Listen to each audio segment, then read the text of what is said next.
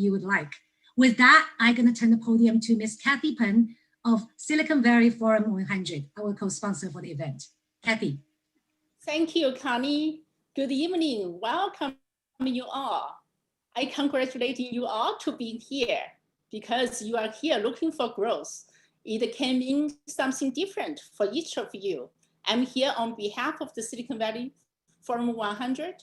So since the pandemic, we have offered over 50 different seminars for enrichment, for education, for investment, for technology, and for career development. We also offered training programs for Asian Americans to advance in their career. We also work with Stanford for high school programs. So follow us, join us. We have spring break programs coming up for high school kids on the design thinking for impact and also for Moonshot. We continue to offer the career advancement training programs. Thank you. Enjoy the conference. Thank you, Kathy. It's my honor to introduce to you tonight's keynote speaker, Ms. Kate Zhang.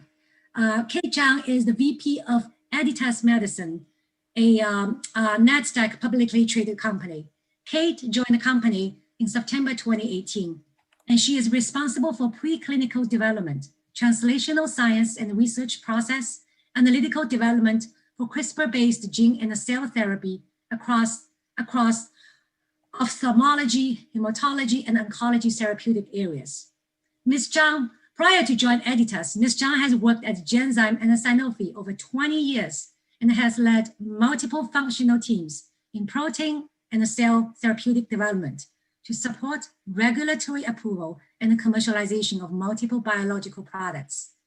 Kate has authored and co-authored more than 70 publications on peer-reviewed high-impact journals, 2 book chapters, and multiple patents.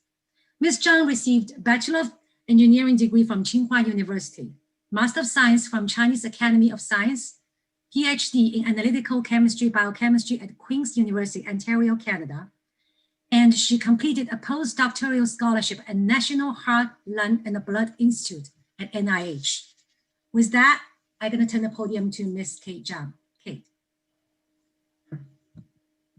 Thank you, Connie. Kate, I think you have some slides can share with us. Is that right? Yes. Okay, let me stop sharing so that you can bring your slides up. All right.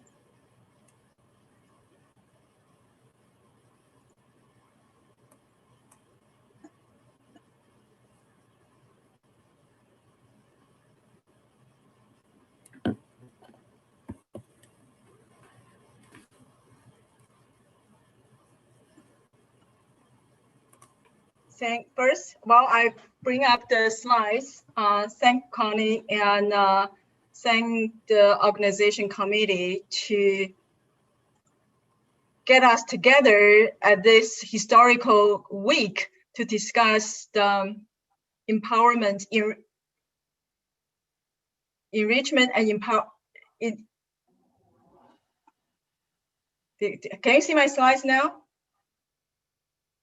Yes, we can. Okay, right, thank you. Again, thank you for the organization committee to give me this opportunity to discuss with you at this historical week. And doesn't matter what political stand you have, but I think you have to admit that this is a historical week. And especially at this point, I like to really choose my topic discussion with you as a seize the moment. The moment is for you, for me, and I think for everyone. So what is my story? And I think if I looking at my career growth, and probably you can pick out 3 key components. One is what is the critical moment, and one committed collaborator and the sponsor and become a lifelong friend, and also one brief move. So 20 years ago, a junior scientist standing in front of the poster at the Boston Convention Center, presenting his own scientific discoveries, a scientific discussion on the functional assay for one recombinant enzyme. At the corner of her poster, she also read a word, said, I think this assay can be used for patient diagnosis. Just a minute during the poster session, and I can see the young scientists got excited because there's a huge group of people reading in front of her poster. And one of them pointed to that exact sentence, said, that is it.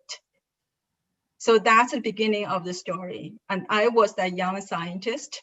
And the person who pointed to that poster is my lifelong friend and my mentor and my sponsor. So the story is, while Genzyme was the pioneer to develop therapy for novel genetic disease to rare genetic disease, at the time in the early 90s, we know how to do the therapy development, but we don't really know the patient. As you can imagine, for the rare genetic disease at the time, the doctor doesn't know the patient. The patient doesn't know what disease they have. So even though you have the therapy from the manufacturer, but you don't really know where the patient. And by the time you find the patient, it's already too late. This is what we call diagnosis odyssey. In average, about 18 to 25 years delay of diagnosis because we don't know those rare genetic disease. So for the therapy to reach a patient in time, we cannot wait for patient to come here. We have to get to the patient. But we don't have a tool.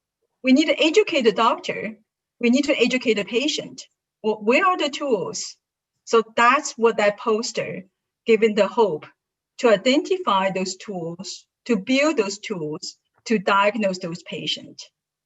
So one sentence in that poster lead to more than 10 years embark on pursue the tools to identify the disease and also to reach the patient in time.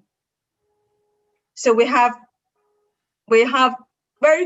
very quickly got endorsement from our CEO, and we have built a team. 10 years later, even though Genzyme developed seven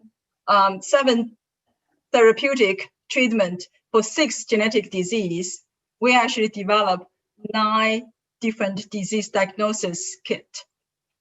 To reach the patient in time, we have gone as far as to do the newborn screening.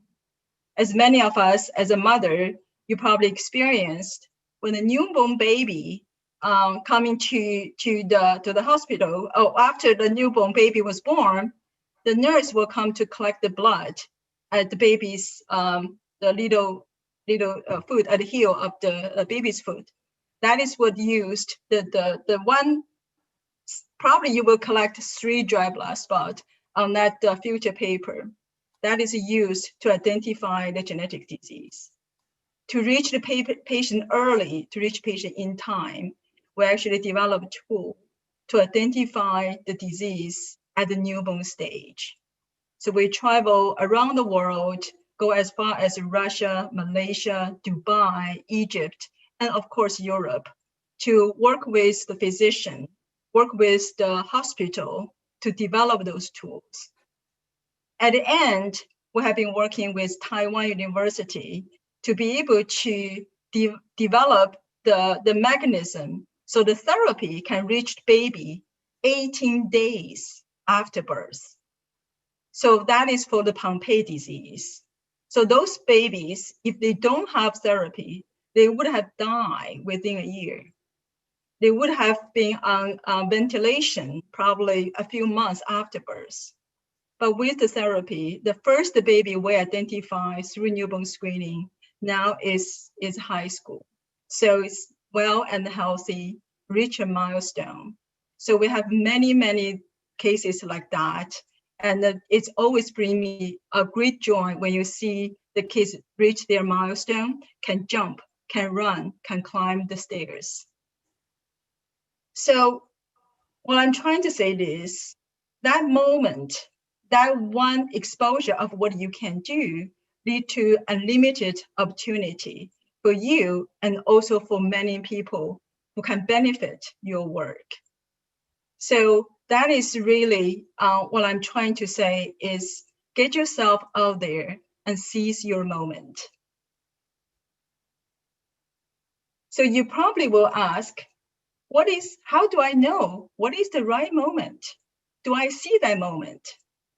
What I'm trying to say here is the opportunity, the moment for you never comes in a gift box, tied with a tiny little beautiful flower. Normally the opportunity comes in the midst of frustration, depression, and constant fighting with the naysayers. So even when I start doing the newborn screening, certainly you can imagine as a therapeutic department, this is not our KPI. That was not our activity. That's not kind of activity your department head will support, even though your CEO will support you, but department head has their own KPI. So there has been a constant struggle to get the resources. So at the end, I have to leave the job to join my colleagues forming a new department and carry part of my team to continue the work, even though only 2 years later, we went back because the work had to combine together. So the opportunity only presented when you stick to your ground and show what you can do. The second comment I have is opportunity never come when you have it all.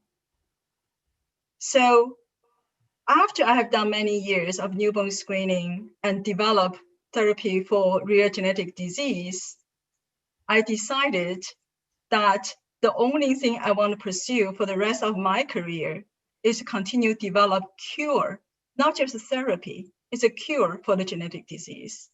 That's when I joined Editas Medicine 2 years ago, using CRISPR technology, using the genetic editing, the powerful tool, as you may have heard, the Nobel Prize in Chemistry last year, to recognize the achievement of the 2 female scientists in this field, to use that technology to really cure the genetic disease. So when I joined the company, I was talking to the board and talking to the CSO, talking to the CEO, and they certainly opened their arm, welcome me. But in my mind, I have serious doubt. I talked to one of my best friends. I said, I don't know what I can do this. And she turned around immediately said, if you're a white man, you would have taken that job in a heartbeat. Why you doubt yourself? Only for us, only for women, we have to get A, B, C, D all line up so we can go to E.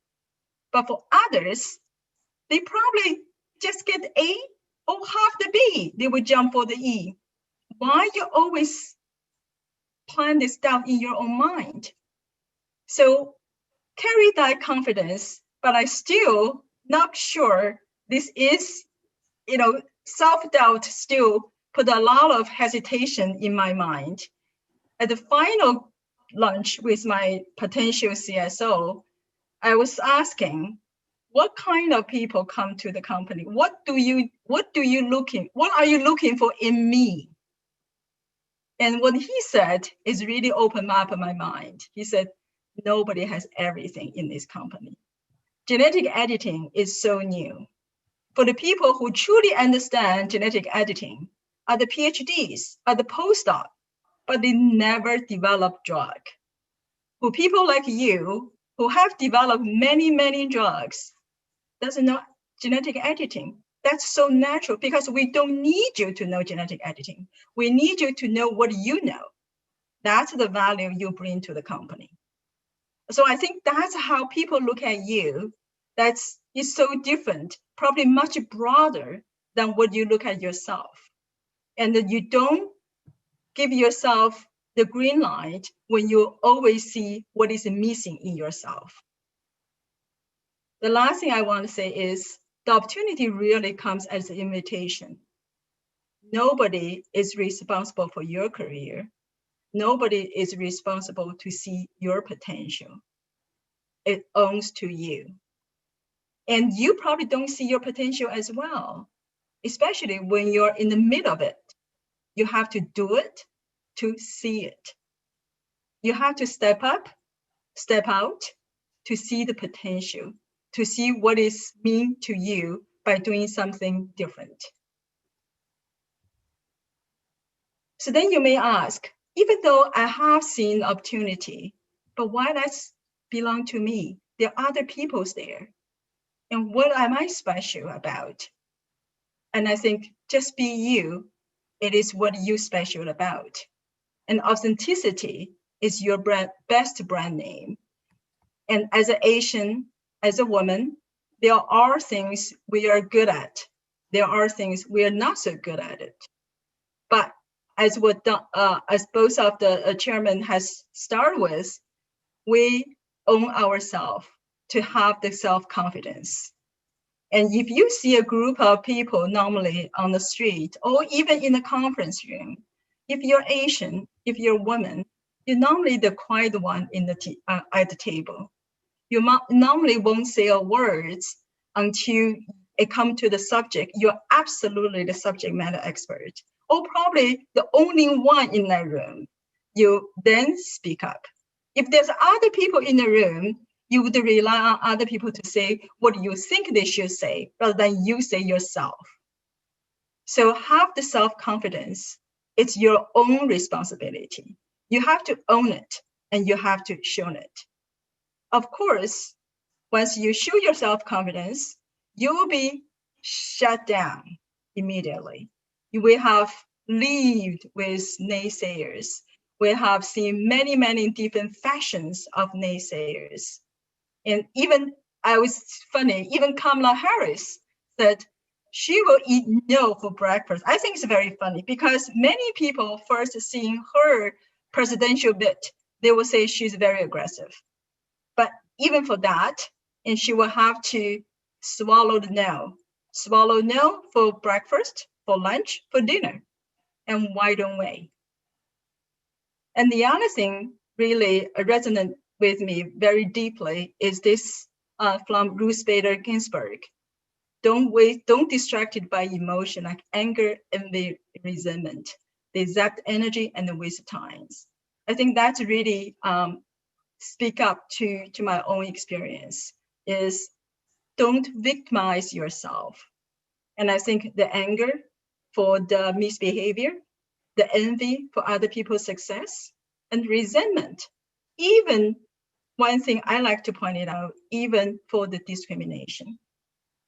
So people tend to label very quickly for this and that behavior as discrimination.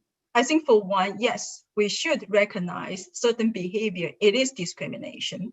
But on the other hand, I don't counter that discrimination because they discriminate me, because I think I have the equal ground. So once you put that words as categorize the behavior, you actually cage yourself into a corner. I think you have to fight in equal ground. Do not allow this discrimination to even plant in your mind. You just have to fight for who you are. You have to earn the right you have. You have to show them who you are. So the emotion, the anger, simply not get you where you want to be. There are many things I wish I have known, but when I often being asked this question. So there's a couple of things I want to talk about for tonight. One is in your career development, if you're getting too comfortable, if you know it all, you are the only one talks through the conference, you're probably wasting your time.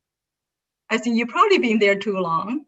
You probably need to looking for something more challenging, more strange, more enticing.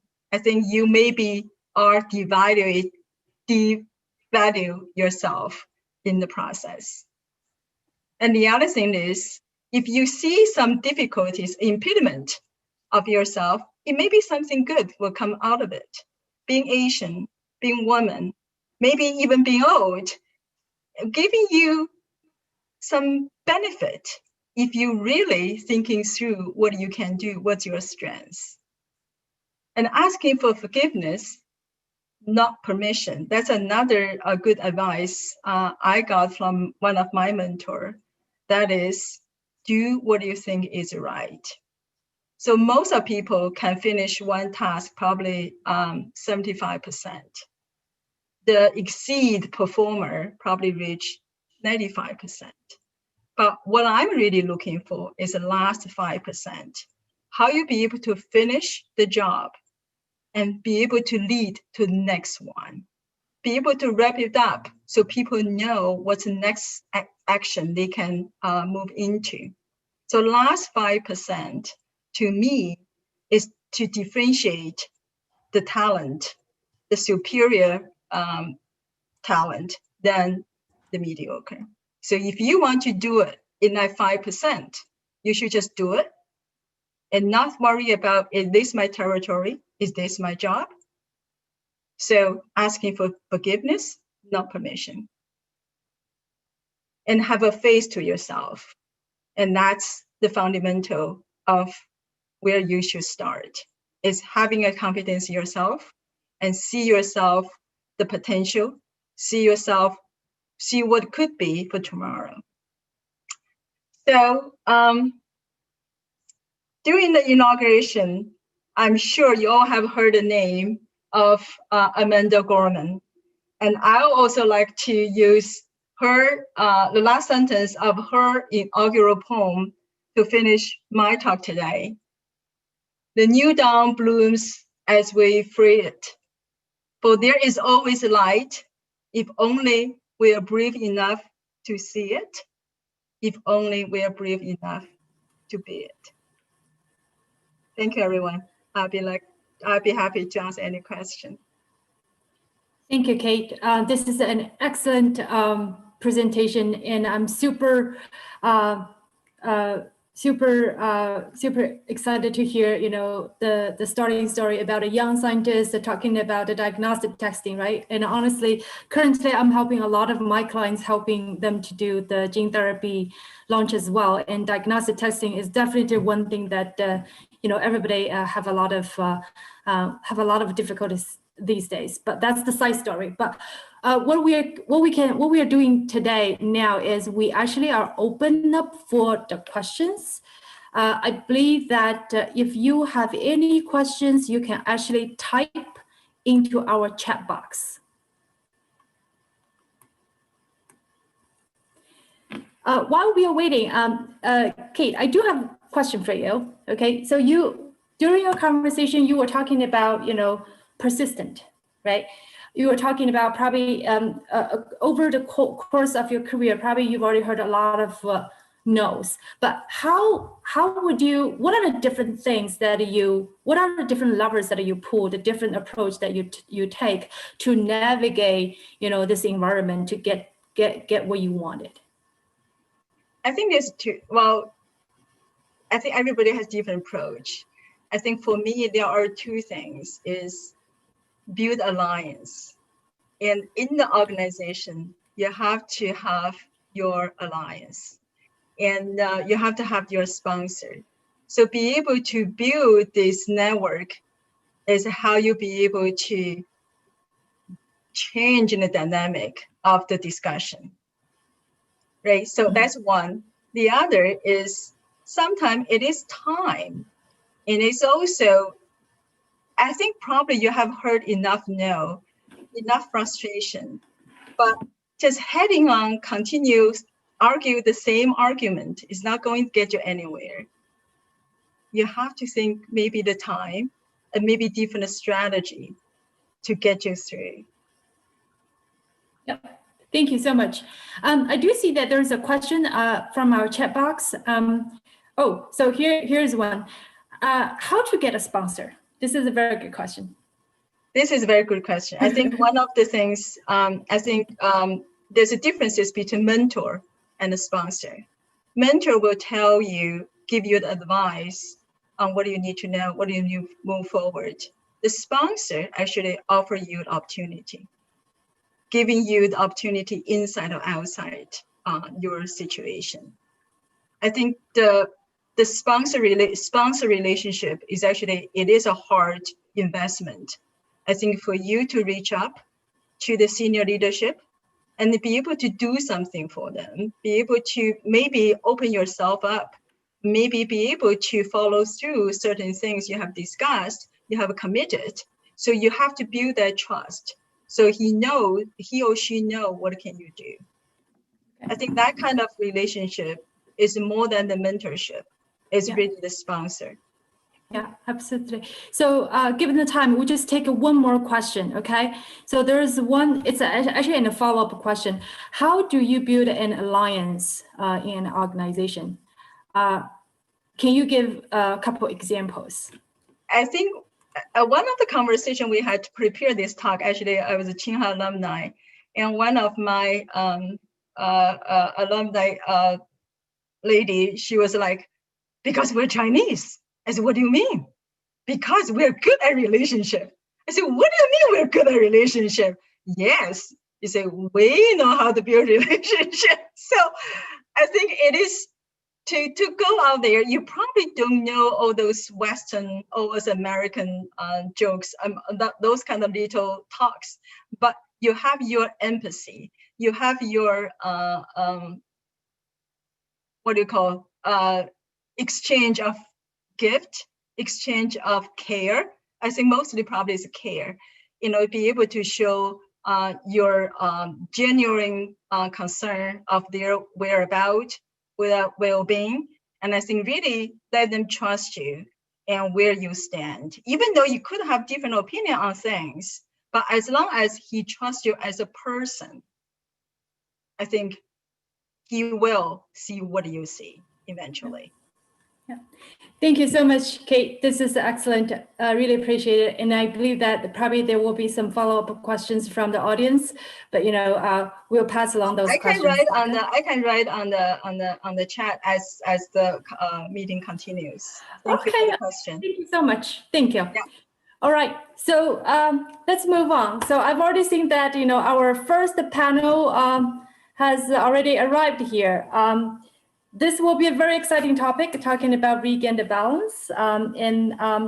Here today, we are again honored to have Yudan, who is Yudan is the partner of the EY. Over the past 15 years, Yudan has already assisted many Asian organizations in investing in the US, and also she advised her US clients in their investment and operations in China. So in next 55 minutes, and Yudan will help us to facilitate a conversation about regain the balance. Over to you, Yudan. Thank you. Awesome. Thank you. Thank you so much for the kind introduction. Welcome, everyone.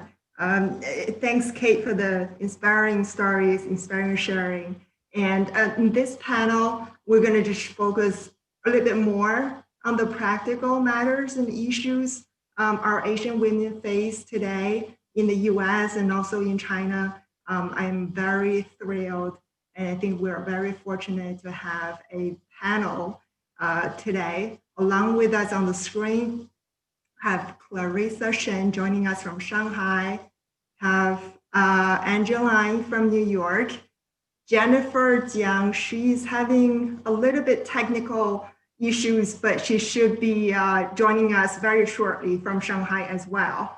So we'll have them introduce themselves a little bit more in a few minutes.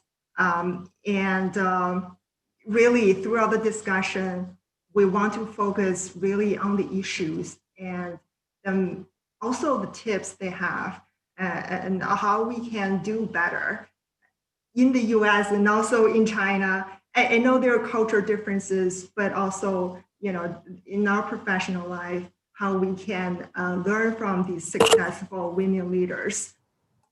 And to our audience, I'm sure you have questions, a lot of these coming into the Q&A box, so please keep populating.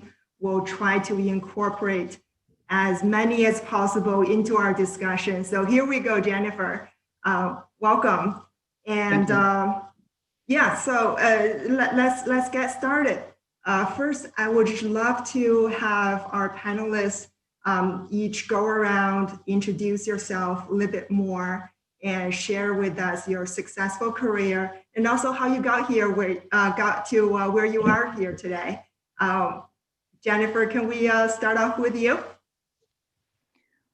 Yeah, sure. Well, thanks, Yudan, for this opportunity.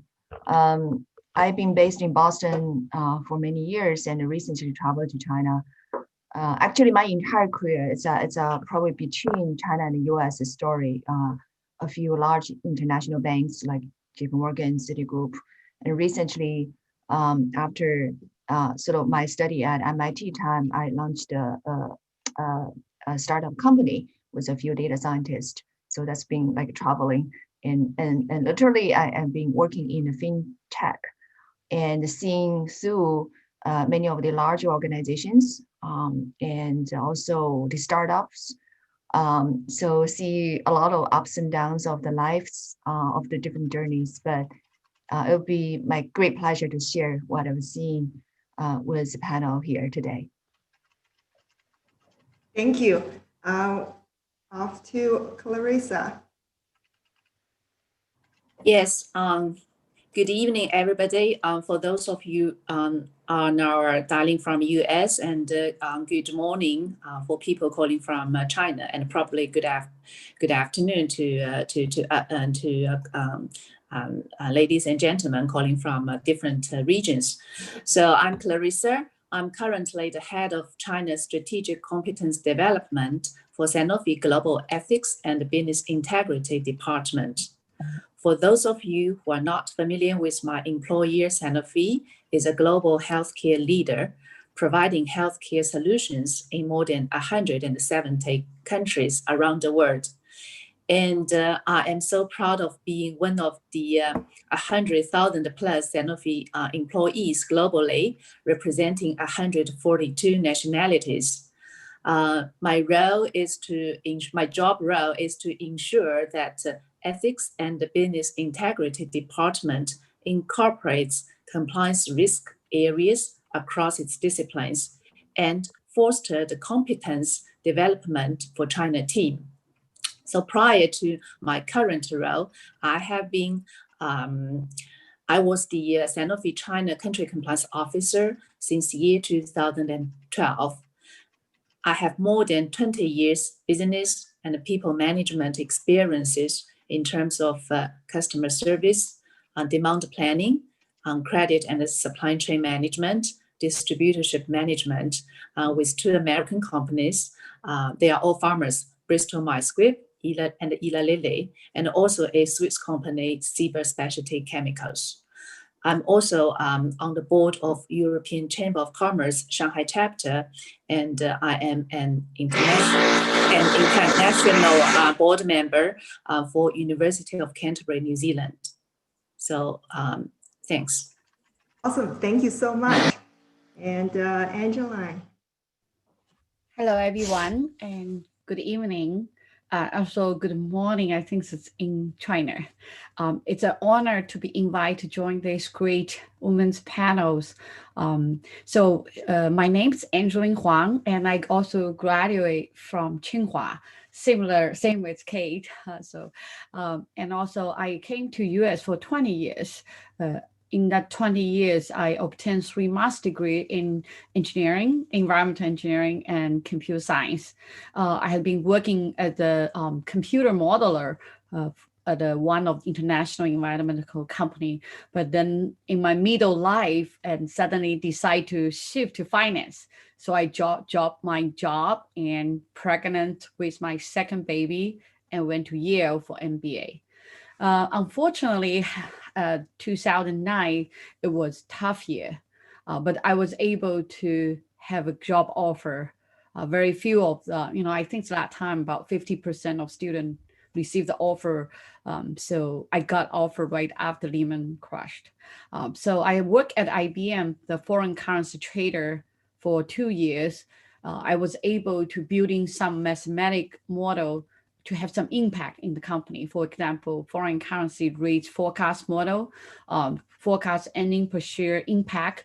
And I also building some currency hedge program because I would manage billion of the foreign currency hedge there. So, I really love that job. When the things getting better, I post my resume. My husband said, why don't you looking for opportunity in Wall Street? I said, yeah, I'm old, almost 40, but very lucky that right after post my resume, second day, I got offer from Two Sigma, global top quantitative hedge fund. So start my career there about 9 years. I working from the bottom, one of two people in the treasury become 20 people department and building the whole treasury operation system in the last 9 years. I was able to, definitely my company has very low turnover ratio because this was one of the toughest get in Wall Street, but people don't leave, about 3 to 4% turnover ratio. However, my department has most fierce, bloody office politics. And in last few years has been experienced couple times earthquake, COO, CFO, treasury, they change a couple times. I was able to sustain this very tough working environment and waiting for the opportunity promote twice, become the head of treasury, manage the whole company's 20 billion cash and all the operation, including our technology system. So during the last 5 years, I think I definitely similar like many people here was nerd engineering, but continue have that growth mindset, be able to quickly grow to to the level that I think I need to stand up for myself for the, whatever women's right or things. So I was able to gain some, successful battle about job discrimination or whatever in a job space.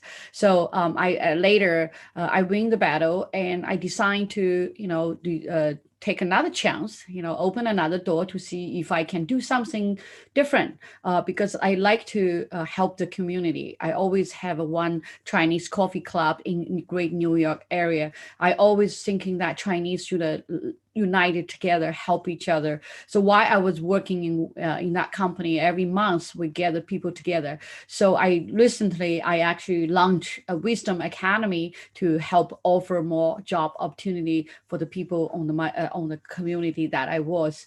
So we are lucky that in 5 months, about 800 students internationally. Now actually last week I would just receive another offer. We'll go back to hedge fund to manage the strategic things for another top global hedge fund.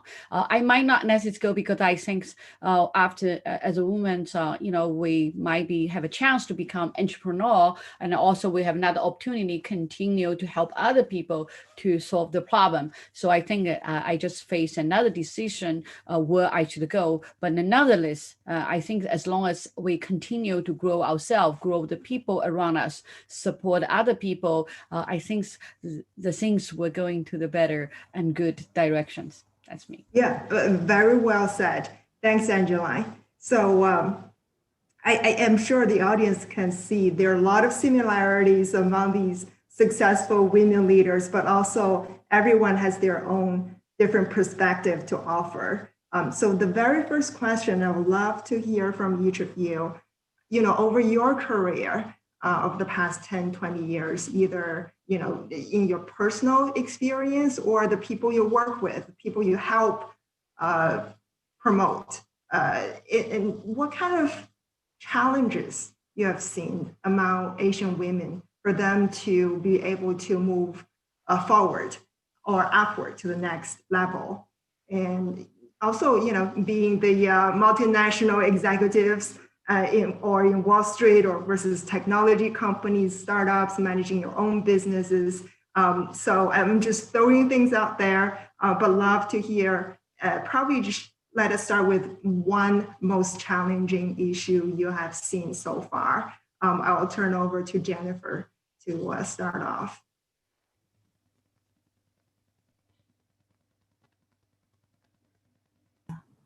Okay, sorry. That is really a good question, Yudan. what is the biggest challenge? I think a lot of principles apply to everybody, not just Asian women. And actually, I'm a little bit hesitant to label that category, but I think I can speak for myself, for my observations, right? So in my career in the investment banking, Citigroup, Merrill Lynch, and JP Morgan, very, very often, I'm the only lady in the room. I deal with a lot of multinational companies in the oil industry, in the mining industry. You can tell that's pretty difficult culture when you go into site meetings, bargains, negotiations, and deal makings. And when I moved to technology industry, I found it's worse.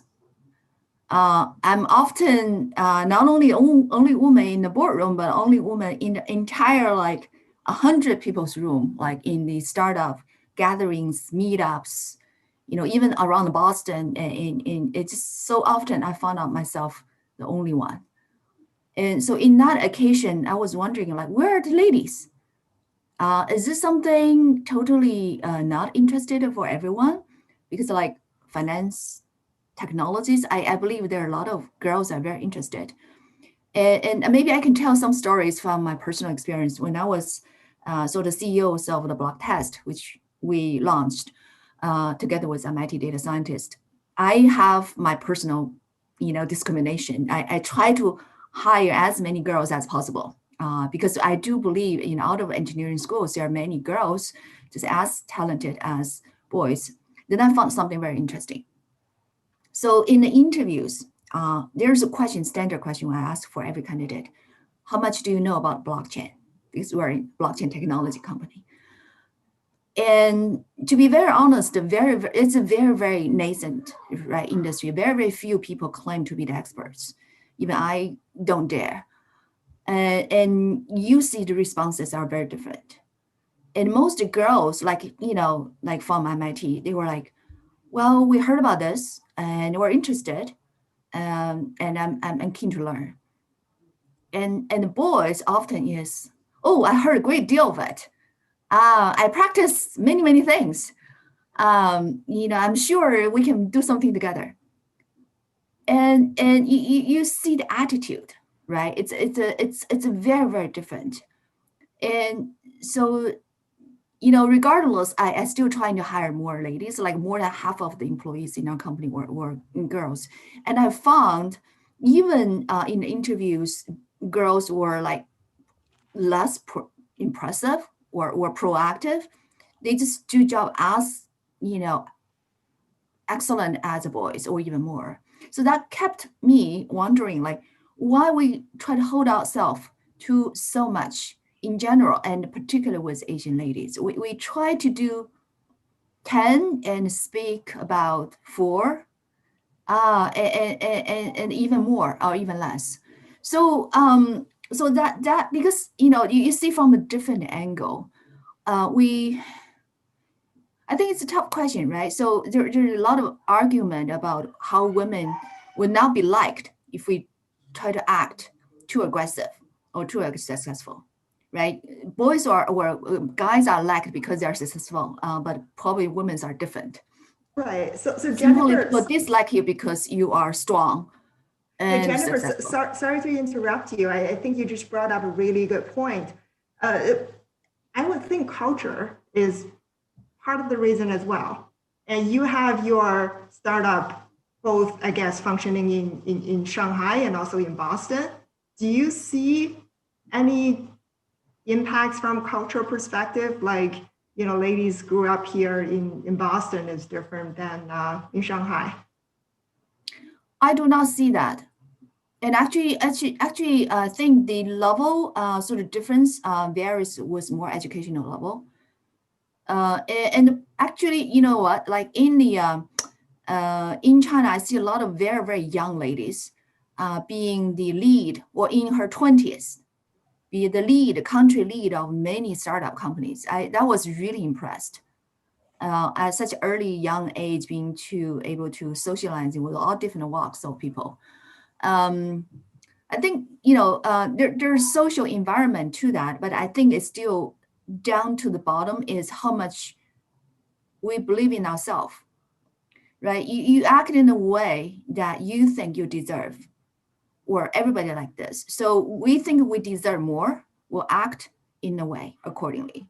I think maybe that is one obstacle we have to get over for ourselves, not in general, just blame on the society, that we should, just feel confident about ourselves and be out more, speak out more, and ask more, and contribute more. I think that is how I see in general less sufficiently expressed in this collective, group of together, including myself. Totally agree. Awesome, thank you. And off to Clarissa, you have been in Shanghai and working with a lot of multinational companies. Your colleagues, your bosses, probably from Europe, from North America. What do you see? Do you see things differently from a different angle? Tell us what you think is the biggest challenge. Right. So it is so fortunate sometimes I'm reflecting, right? Because my career so far has been working with Fortune 500 companies. They are US companies, and now with Sanofi, a French European pharmaceutical company. And in the working environment I have is that I very few of the time I see, gender bias, right? So I work in Sanofi, and my office in Shanghai is very CBD located. And every morning when I go to work in the elevator, consciously I am aware of the fact, very interesting, that only 20 or at most 1/3 who come to work are men. So I don't know if it is because, in our building, almost every company, a multinational company or what, right? So that's the reality I see from the working environment where I'm very familiar with. So that is the situation. And today I'd like to share one quote from Miss Gloria Steinem, the famous American feminist, journalist, and a social political activist. She once said, "Feminism had never been about getting a job for one woman. It's about making life more fair for women everywhere."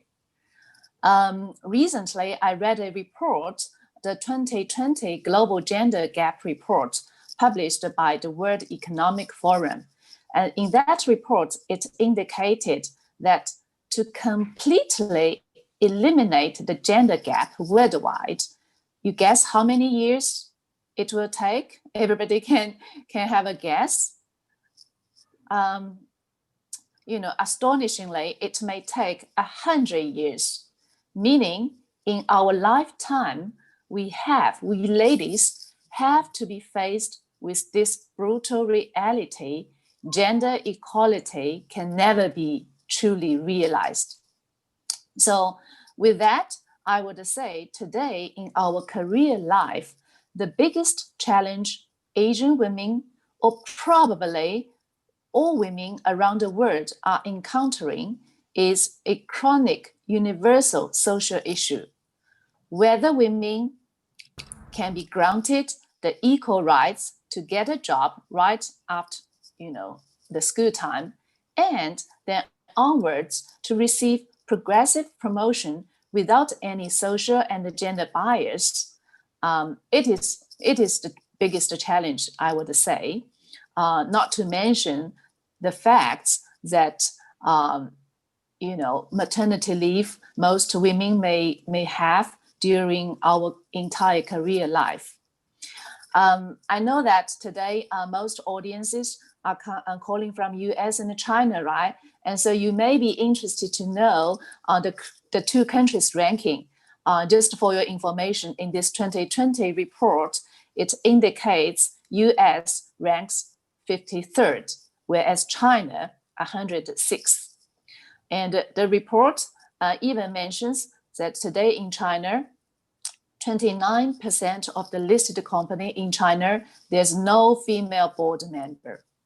And even with those with the female board members, women account for only 12.6%. So that is the reality, right? And every 100 minister level position, women account for 7% only. However, we do have some good news.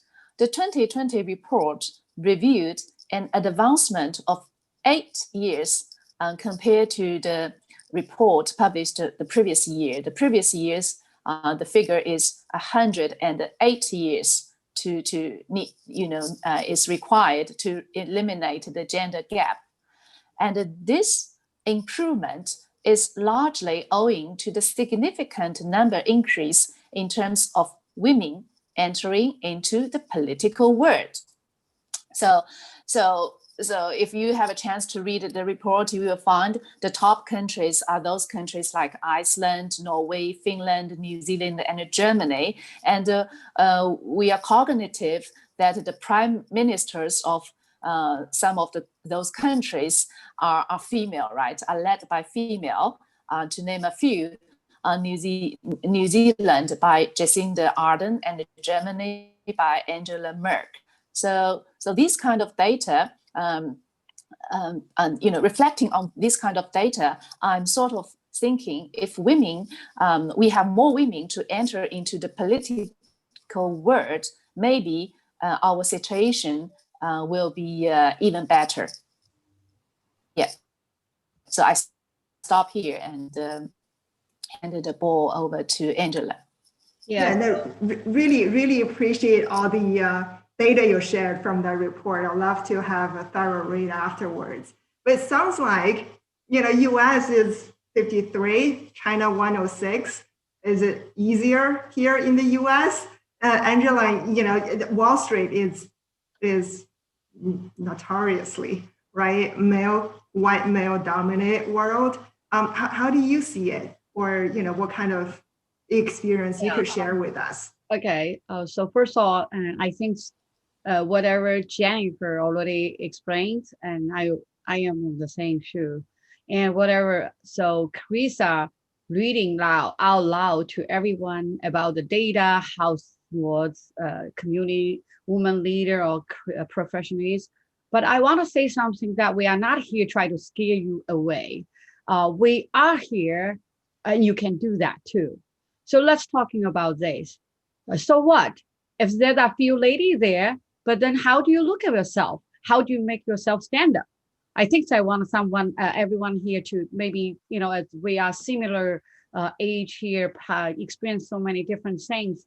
I really don't want to scare you away for this bloody office politics and things, but I was there and I fight. We have to be a fighter from our heart, but for the work, we have to deliver decent work. So as a woman, you want to be on the top of the performer. Sometimes you have to working harder 3 times or 5 times than other people's, probably than men. So it is not easy. But if you join this conference, I'm pretty sure that you want to be good, you want to be promoted, and you want to be success. So here's some of the things that I myself want to share with you. First of all, do not look at the gender so much. Yes, we are the female. I pregnant, went to Yale. I have 4 children. I was the only female employee, have 4 kids at the company, but I still can do it. So of course, I saw the question that people ask you the time management. There's so many things that online, the trainings can teach you how to be good time management. For example, our Chinese Coffee Club, Wisdom Academy, tomorrow we have a 2 days intensive Chinese manager promote training program.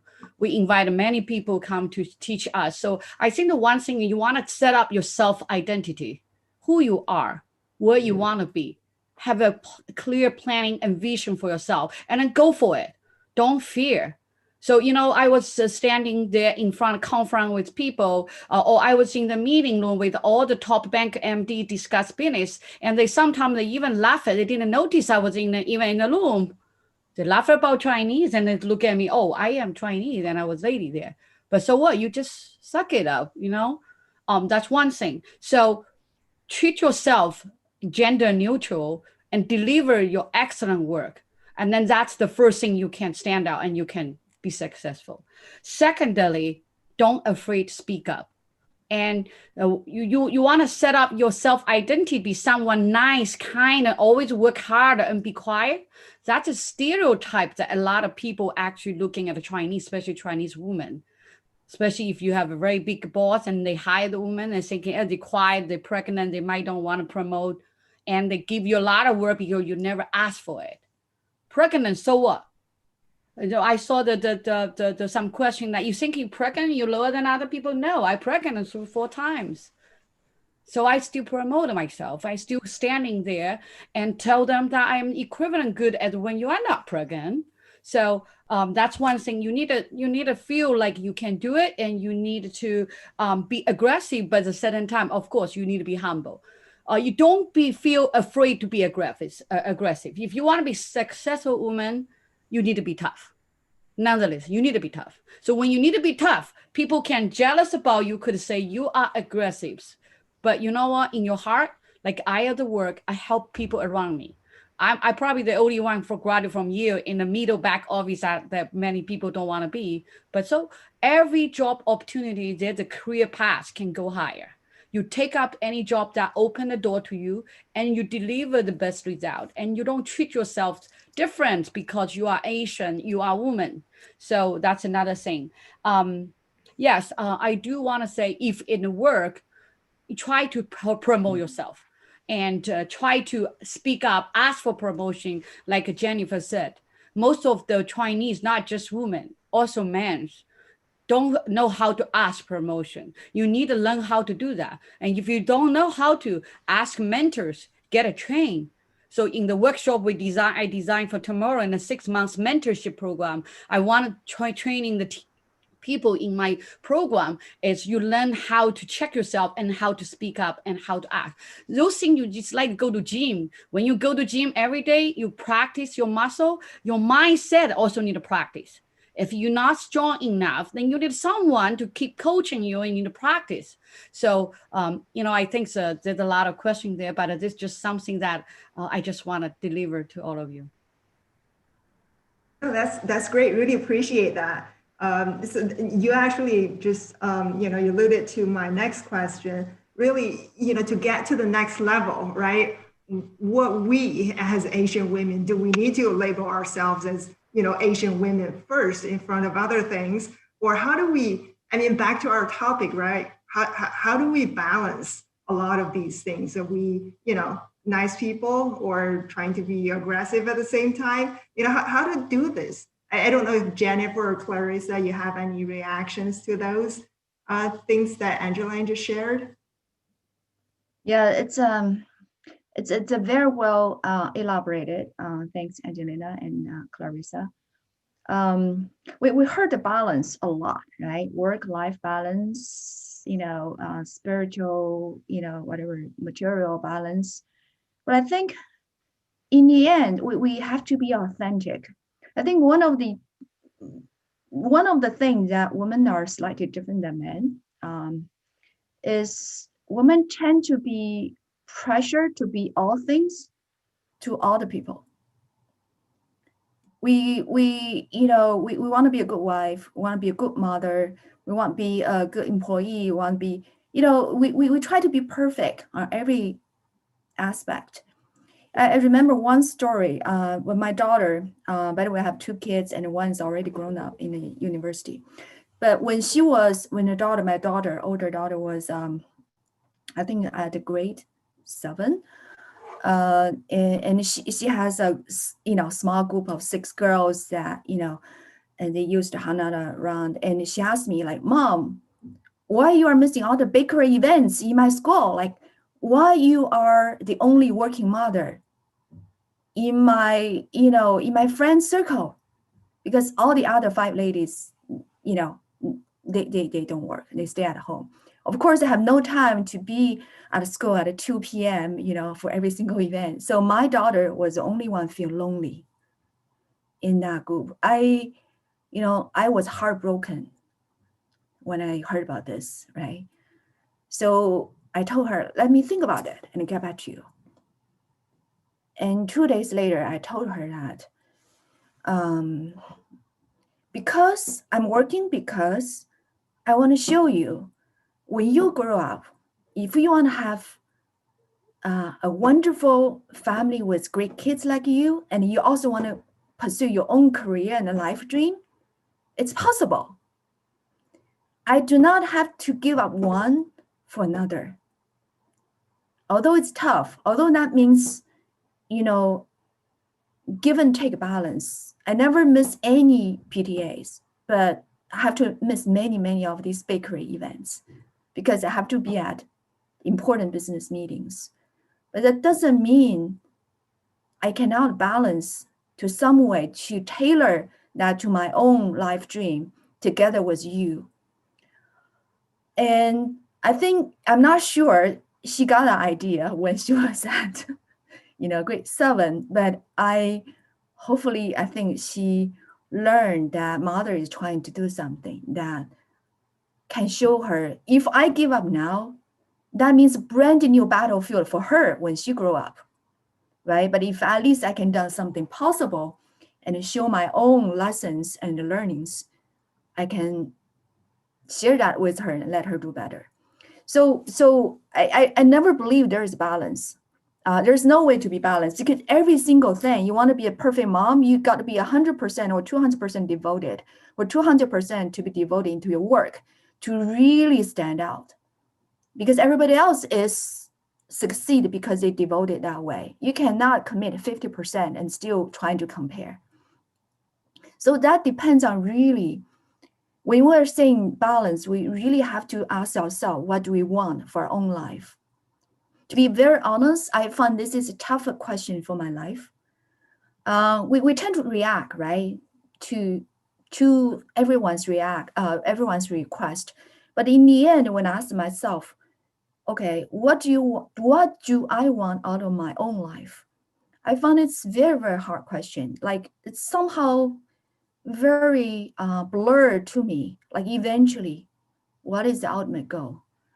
And I do not claim I have that answer, although in a very traditional way, I think it can be called, you know, pretty established, right? It's very global head of many investment banking business and the CEOs of startup companies doing international business. Also, I'm doing many other things, you know, volunteer at the United Nations blockchain organizations, and also the associate director of Harvard Chem Lab.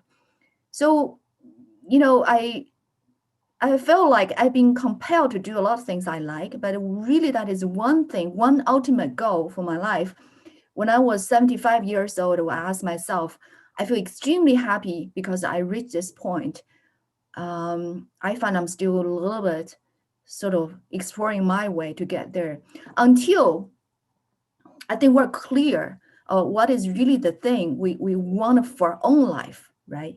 Myself, I want for my life. I find it's very hard to do that give and take for the life. But so we have to look after everyone along the way. But be truthful to your heart. Someone I find, like, you know, follow intuitions, doing the right thing, not to be pressured. If I have to leave at 4 p.m. to pick up my kid, I will just leave, right? Although I have pressure to be there at work. So that is really, I found a difficult choice. Again, back to my first, so your question to your first answer, Yudan, it's not about world. It's about how we cast ourselves, our own inner wisdom, how we cast ourselves into the world. So what is really the thing we want to have built in our own heart? I think it's most important. Thank you. No, that's great. And I wonder if Clarissa, you will be interested in answering this question. I'm reading it off my screen and thought might be a good fit for you. And someone anonymous said, really observation, Chinese women who study or have studied abroad are more inclined to stay in that foreign country. I know you studied abroad and then, moved back to Shanghai. Does it make a big impact on you, like studied abroad and then work in the home country? And really, the second part of that question is the advantage of or disadvantage working compared to, different cultures, different countries. That's something you want to jump in on? Yes, it is an interesting question. And in the case of mine, it is a little bit, individual situation. Because the reason I studied abroad in New Zealand, University of Canterbury, then right after MBA graduation, I returned with my family to Shanghai, not because at that time I didn't want to work in Western countries, simply because my husband is 9 years elder than me, and during his school time, they studied, Russian instead of English. So his English is not good enough, to find him a good job in Western English-speaking countries. And because of that, and because of, family balance strategy, we returned to Shanghai, right? But looking back, I see it is also a good fortune, for my situation to come back to work for in Shanghai and China, because in the last 1 or 2 decades, everybody knows, right? The China economy is booming. So as an individual employee working for a multinational company, I think I personally benefited a lot during this economic development. So that is my situation, right? And in this regards, I would say I have sort of built up my 3C principle, which is confidence, competence, and comfort. So for confidence, everybody knows that being a career woman, we need to be, as confident as male are, right? This is very straightforward. However, confidence is not adequate enough. We need to ongoingly build up our competency, right? If you know my career background, I mean, for the first 12 years working for multinational companies, I'm more on the commercial function, and the latest 11 or 12 years, I'm a compliance officer. So alongside the working journey, you have to build up your expertise, and it is an ongoing journey that you can never stop or complacent, say, hey, I'm already at the senior manager level, so I'm not going to learn anything, either soft skill or hard skill. So competency is very, very important to deliver your job, to perform. And the last but not least, comfort. When I try to say comfort, I try to advise, lady colleagues that yes, in routine work, we need to have aggressive ambitions. We need to be aggressive or firm to express our business viewpoints, which we think is right for the company, right for the organization, right? But you don't have to be, apparent. You don't have to be aggressive. Sometimes you can still be very graceful, even very nice, to deliver a business strategy, business ideas in a graceful way. And if we don't have the manner of giving others confidence, sometimes maybe your idea is gorgeous, is wonderful, is great, but the acceptance level from the other side may not be as strong as it should have been.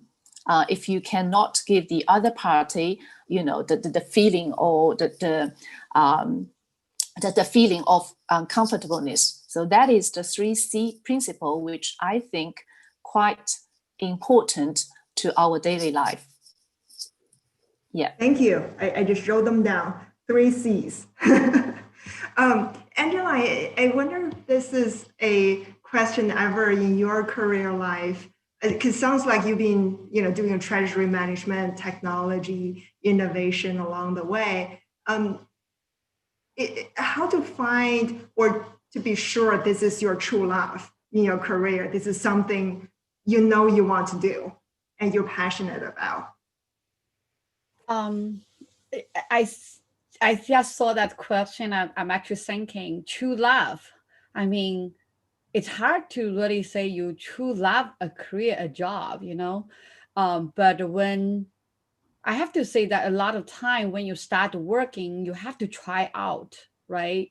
So you probably ideally I was wanted to do then the investment banking, but I got the treasury, so a foreign currency trader. And then, I think it just depends on the personality. I am the type of person that whatever you give to me, I would dedicate, I'll treat it like my own, and I would do beyond what you ask. Then I fall in love with it.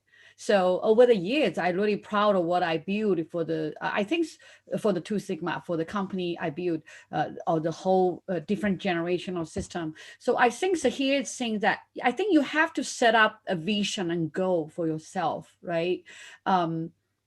You want how successful you want to be, or what kind of thing you want to do. I think for me, I like to doing things make bigger impact. I don't just like because this job doesn't pay me well or the title at the beginning doesn't look nice. I'll take in whatever it gave to me and I will show my ability. So I think over the years, like usually people from Ivy League and like when I hire people, they don't usually take the job like a back office, middle office. However, every job is important. When any job you are in, if you're doing excellent job, you are able to communicate very well, you will shine, then your boss and people will start to give you more responsibility. Actually, in the really normal place, if you are very good, you're actually easy to shining. So I think so when you're picking the job, like me, I have no choice, right? Because during the recession, I have 4 kids. At that time I have 3, but later I have another one. But when I have 4 kids, my husband also in school, I am the only one bring the bread to the table. I don't have a lot of choice. I have to be honest, so when the job coming to me, I feel grateful. I feel grateful that people give me the job. So I want to do well. So when you really start to make impact and you're happy, you get awarding, and then you love the job you do. So I think it also depends on your manager. So when I start to become the manager and head, and I lead the team all fresh graduate, like 3 to 5 years, one of my key things is how to motivate them, how to awarding them to make them feel like your job is meaningful. So a lot of times the awarding not just coming from by money, bonus on your pay. I would ask all of you here, if you just start from your career, don't really calculate the money by 20,000 different, 50,000 difference. You want to look at this job. First of all, is this platform is good for you? Do you have a lot of good opportunity here? Secondary, you really want to looking for this manager, whether he support you, he or she like your ability, really confident you and support your growth. And the next thing, of course, is this job will in line with your personality. If you're very, very introvert and you're looking for job as a client service, and you might fail this job. So, when I coaching people, I find out that sometimes you really have to know yourself. So maybe you could get some coach. I think right now start have a popular thing called executive coach or life coach or mentors. I mean, you need to do some, like online test to see what your personality are. Find some job that can make you shining your strengths. And of course, everybody have a weakness, right? We have a language barrier. Yes, we are. So that's sometimes become the reason that you not get promoted. So I think many people probably experience that when your boss doesn't want to promote you, they will say you have a communication problem, right? So what you can do, you mad, it doesn't help. So what you can do, so you will pick the program and you will go to your boss, say, hey, okay, this is what I'm going to do to improve yourself. Can you sign me up? Right? Then you show that you study for, you show you continue to improve for, then eventually you will get better. So, I think, like looking for a love job, I don't know, but when I have opportunity to choose what I want to do, like right now, still you have a lot of choice. There's so many doors there, right? People want you to go to get start a new fund with them. Some people wanted to hire you as consulting, and I can continue to running the Wisdom Academy and provide the people quality finance education. But I also have a choice. So I think you down to the end, you have to know yourself very well and know where you want to be, and you need to make decision yourself. I think that I just want to add in one comment about being mom, because Jennifer was sad that because she can't join the cookie. I have 3 boys, and every day I commute 3 hours 2 ways to downtown Manhattan. But every time when my son most important day, like concert, I have to get off from my boss, and I was running to his show. So he write a very nice thanks Christmas letter to me, said, Mom, I know you never miss my important day. I was here when I'm reading that. So I think the time you spend with your kids can be trade-off. If you want to be a career woman, they really never have 100% balance. But how you really handle that, it is trade-off, right? So I'm here to give the conference, and I have to educate my kids know when to go to bed, and you have to teach them, train them. So I can't spend time with them most of the time, like a weekend. At a different time I come home late because commute, but then weekend I try to spend all the time with them. You're trying to give all the love to them. So I think there's always different way. How can you balance your life and find the love, right? So, but you need a support so that you can find your love job. If your family is argue some, then you bring the blame, angry to the work, and everything looks sad. So eventually you want to have a balance in your life. Then you look at everything being positive. Then you'll be like it, and you'll try it. If not right, then change it. Yeah, no, I love it. So sometimes even, the job may not be the first love or, your love on the first sight, but you can still make it work. I love your story. And this question could be a good one for all of you, because you all talk about your family. It's really about how you balance the power at home, with your husbands, your family, it could really be 2 people, all career driven. We're short on time, so really, if just 1 minute from each of you, I think a lot of audience will really appreciate that. I think. I'm sorry. Yeah. So, Yudan, can you rephrase your question again? It's how you balance. Yeah. So right. So someone asked, the panelist, if you are more successful than your husbands, I guess it's really, a definition. But other than that, how you balance that kind of dynamics at home. Right. Well, depends on how you define the balance, success, right? If it's measured by money or status or name card, that may be obvious, but I don't think that's a true indicator of success. I earn probably on a constant time 20 times more than my husband because I work in investment banking and he is in academics, right? That's a difference, but I do not think that single measure defines success. And at home, I think we have to, so every time when I walk home, I inhale, I tell myself, I change my role. I take off my hat. I'm only a mother and a wife to someone I love. Until the moment I have to do another conference, I'll be my working mom again. So we have to conscious about the role we play and play into that specific responsibilities. And at home, everybody's equal, not just with my husband, also with my kids. I see them as a friends. And, because of, sort of special, the kind of conversation I had with my daughter, right? So when she was 9 years old, I was in ninth grade, she couldn't pack and go to fly to Sri Lanka herself. I know she'll make tons of mistakes. I am extremely worried, but I'm kind of the one supporting her from behind. And that's how my family is doing for me as well, supporting me from behind. So I say never take power back home, because you have to wear different hats at a different time and location, and be perfect for that specific role when it's appropriate. Then you have very happy life, and you'll be supported to be, living a happy life. I want to add one thing. I think this really depends on different spouse, right? So different husbands have different personality. Some might be more support, some might be more tough too. So I think for me, my husband is a doctor and he has been in hospital most of the time. So definitely, I think so. I feel lucky that I'm strong, I'm tough, but at home I still have happy family. But one thing is we fight, we argue. Definitely, I have to say truth. It's not about power; it's about who should do what, right? So you really have to balance. It's because we all have a different obligation. So we have 4 kids. Someone have to take them to go to PTA to meet a teacher. Someone have to take kids to see the doctor appointment.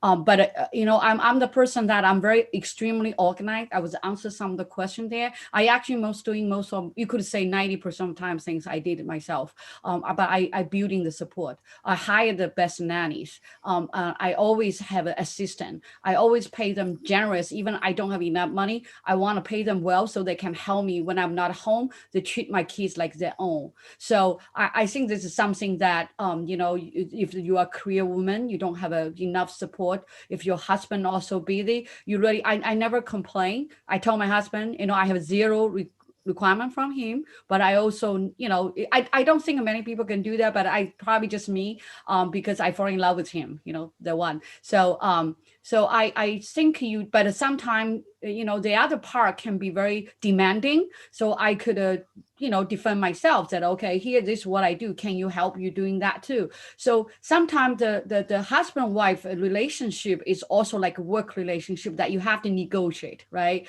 The housework, which one doing which part. Eventually, everyone share a little bit, because the kids need the parents. Even most of come from mom, like I spent most of the time, but I want to give my kids some time with daddy. So I have to arrange the family vacation. And when the daddy is on vacation, I give him all the support. So make him shining. So I think it is have to require love. If you don't have that strong love, you could easily fall into blame each other and fight. And I can see people divorce easily. I think you have to have a big heart. You have to, same thing at work, right? When tough situation, when I say tough, at beginning, I did not say you have to be aggressive, be tough in your heart. When people blame you, you have to be take in, don't get mad. Then you have to just identify the problem and you have to be just solve the problem. Same thing like the home. I think the issue, once your problem solved, don't blame. Just don't complain, don't blame. I think that's just one thing I said at home. Try to do your best. That's awesome. Clarissa, anything else to add? Right. So my husband is a sales general manager for a local IT company. So most of time at home, I don't see me dominating the family like most Shanghainese lady do. Vice versa, my husband make most decisions at home, right? So I have one child. My son is 22 years old. He's studying overseas. So basically, I don't dominate him. I don't macromanage him. Rather, his girlfriend is taking good care of him. So I think I'm having an easy life, right? Yeah. Great. We are almost out of time. So one last question. I think this will be a perfect one to wrap up our conversation today. From the audience, if you are asked to say 1 or 2 sentences to the pre-career yourself, imagine 20 or 30 years ago, on your first day of the job, what are the words of wisdom you wished you have told her? I'll start off with, I guess, Jennifer, you ready to jump in? There are many things I've done right. there are many things that I have not done as right as I would hope. If I could pour the young lady 20 years ago into my side now, I will tell her, just as if I would, what I would tell my daughter, right? I would say first is just be courageous, be curious. The living is an adventure. It's the greatest gift that we receive in this world. So fully enjoy it. Never to be afraid. I think the most important thing is, keep that braveness and the confidence in your heart. Never let it die out. Throughout ups and downs, hardships, difficulties, just believe in yourself. You can be the star, eventually shine to be the person you want to be. It's not easy, right? It's easy to be said than done, especially in a tough time. But I will keep telling her every morning, get up, say one thing to yourself. I'm proud of myself. I thank myself for da da da. I'm proud of myself for da da da. And I Awesome. forgive myself for da da da. Say that 3 things. That's awesome. Clarissa, 1 or 2 sentences quickly. Yes, to the younger girls, never give up because of your gender. Life is like a marathon. You don't have to be number 1 at the very beginning or initial stage of your career life. Be resilient. Keep it on, and you will always reach your goal. When you consist on your journey. Awesome. Appreciate that. And Angeline. I would say embrace the failures. If the one door is closed in front of you, you should be confident that there's another door open to you. And always adding values. Wherever you go, adding value will make your job and life meaningful. And those people that you're being helped will lift you up. And that will be last long. And be confident, definitely. That's for sure. Thank you. Unconditional confident. Love that. I mean, I would say come to events like this, right? Learn from others.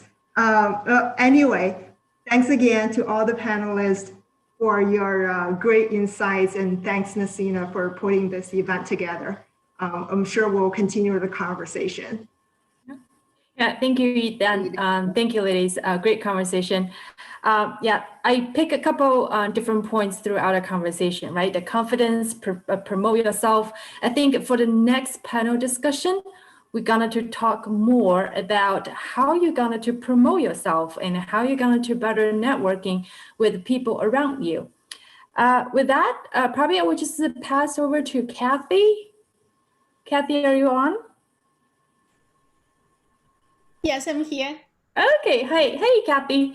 So I will just turn it over to you to kick off the session for us, okay? Okay, thank you all. I think there is some confusions. A lot of people think about the networking is a different access. So they all went to the different Zoom room. So are you guys okay? I take 1 minute to send a quite of notice because a lot of people went to different room. Yeah, of course. So I also, for the people online, please send a notice to your friends. Most people went to different Zoom for this session. Okay.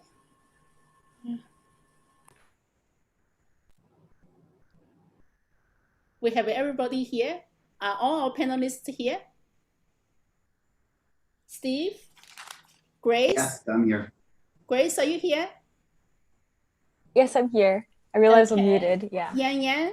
Yes, I'm here. Okay. Marisa? Yes, I'm here. Okay, wonderful.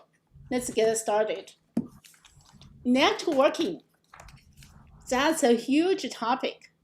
As we all know how important is networking now, but then everybody talking about, wow, Kathy, how do we network during pandemic?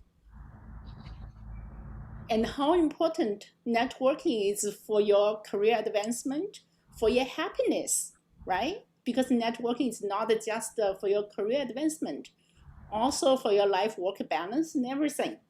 So I'm Kathy Pan from Silicon Valley Firm 100. And I have been working on the high-tech industry most of my professional life.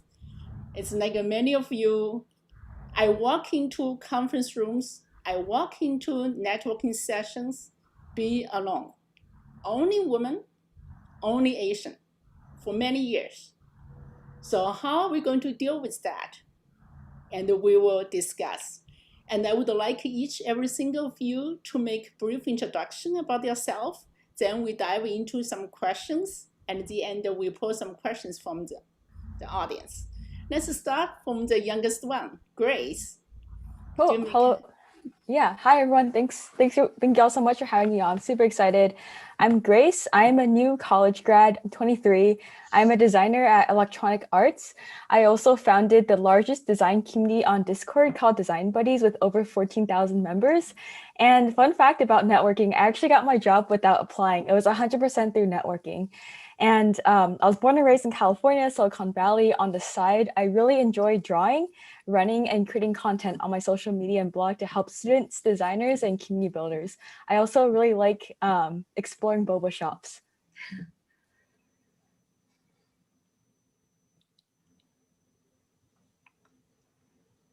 Okay, Yan Yan, welcome, Grace. Thank you. Hi, everybody. My name is Yan Yang. Yang, right? So I was born and raised in mainland China, and then I graduated from a college at Chinese University of Hong Kong from Hong Kong, and moved to the States 16 years ago. So I'm 40 years old this year. So anyway, so I have done so many different things in my life, including being an auditor at a Big Four accounting firm, being an adjunct professor at a university in the US, being a TV show host for the Discovery Channel and Hollywood Reporter. And 10 years ago, I co-founded my first startup, Yo-Yo Chinese, which is now the only official Chinese language program for the United Nations. And now I'm actually a life coach. My goal is to empower women, especially Chinese women, to explore yourself, right? To explore yourself and live up to your highest and fullest potential. So I'm really, really glad to be here. Really an honor to be here to share with you what I've learned in the past in terms of networking and self-promotion. I think I'm okay with that. Yeah. Thank you. Welcome. Interesting thing is you announced your age. That's very rare. So we do still carry the East and Western culture. Okay, Steven, we have a gentleman here. I'm keeping my age to myself, just so we're all on the same page. Hi, everybody. My name is Steven Label. I'm the managing director of the Label Group, which is a legal recruiting and executive coaching firm based out of Hong Kong. I've spent 20 years working in the law. I practiced law, I ran law firms, and about 7 years ago, we moved from Boston, where I'm from, to Asia. And what's so fascinating, particularly in light of the last panel, which I got to hear quite a bit of, hearing this amazing group of women talk about their relationships. So I'm a trailing spouse. We moved to Asia for my wife. My wife has an incredible job as a partner in a huge US law firm. And we made decisions to come here to Asia with our 2 children and our family because of her career. And we balanced our life in such a way that it just works for our family. So it's great to connect with all of you, and I'm excited about the presentation. Yeah, we're looking forward to hearing from you and also how to support your better half. So a lot of guys send messages to me, say, hi, Kathy, when we're going to have a how to networking session for guys. Anyway, Marissa from Chicago, you're a famous singer. So what do you have to say? Thank you, Kathy. You're very sweet. And thank you to Kathy for inviting me to be a part of this, as well as Nasina and Connie. So yes, I'm an opera singer. I'm a soprano from from Chicago. And I'm also a big language and culture nerd, which kind of comes along with the territory of being a singer and having to study and perform in many languages. But also my mother is from Bangkok, Thailand, and her parents are from mainland China. And if you're curious, I'm a little bit tall, so I get my height from my dad, who is German. So, you know, I just fell in love with music as a young girl. My mom had entered my brother and I into music lessons, and it became my passion. And I was also very shy when I was a child, so my mom decided to push me towards pageants. Which was something that I also came to really enjoy, and it was something that got me outside of my shell and also put me on stage to perform and realize this passion of mine. So ultimately, I won Miss Chicago twice and became Miss Illinois and went to Miss America, but that was not without a struggle. I lost many competitions and learned many, many important lessons along the way, and also learned how to network and connect with people. So, you know, I'm here to share a little bit about that and how being in pageants actually ended up getting me a lot of work as a singer. So I'm happy to share this evening, and or, you know, daytime for you if you're over in Asia, but nice to connect with all of you.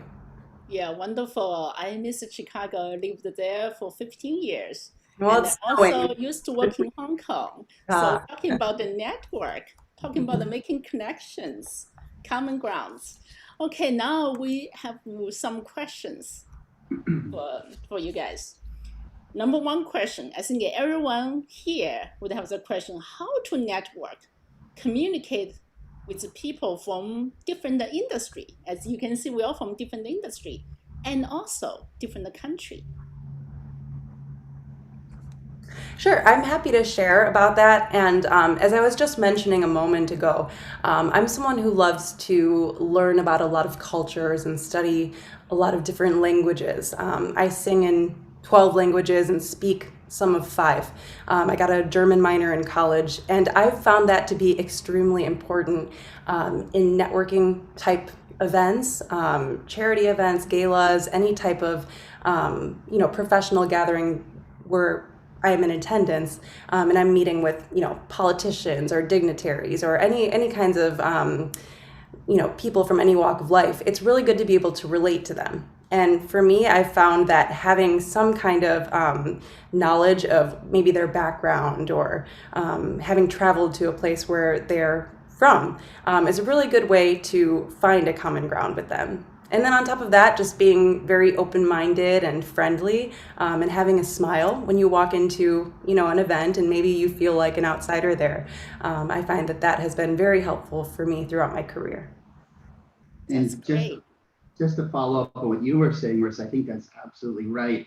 In terms of finding a connection with people, that is so critical. One of the things I work with my clients on when we're talking about networking and expanding networks is finding something you have in common. So to me, that could be where you went to high school, where you went to university, you know, a board that, you know, somebody may be on that you're interested in. And, you know, once you kind of make that connection, and that could be in person, or it could be over LinkedIn. There's all different kinds of networking, you know, however you're reaching out to someone. Again, finding that point of connection, because I've always found that people are more inclined to talk to you when they feel invested in you. So I was contacted last week by someone from my high school in Boston. He randomly found me on LinkedIn and reached out to me and said, Stephen, I noticed you graduated from the River School. I just graduated as well. Would you talk to me? And of course I did, because we had a connection. So I think finding things like that are really important. And also, when you're networking, it's not about you. It's about the other person. Be interested, ask questions, talk about their experience, because I've always known people love talking about themselves. So get that person to engage with you by just being interested in their life and why they've made the decisions and how they ended up being. Like, I've got so many questions for you, Marissa. How did you end up in, you know, in pageants and singing? And, you know, being interested in other people is definitely a great way to approach your networking, and you'll be quite successful. That's right. That's great tips. I know this is a big question. There are many, many answers. And we move to next question. How to network with people when you are not good at it? Okay, so I'll answer this question.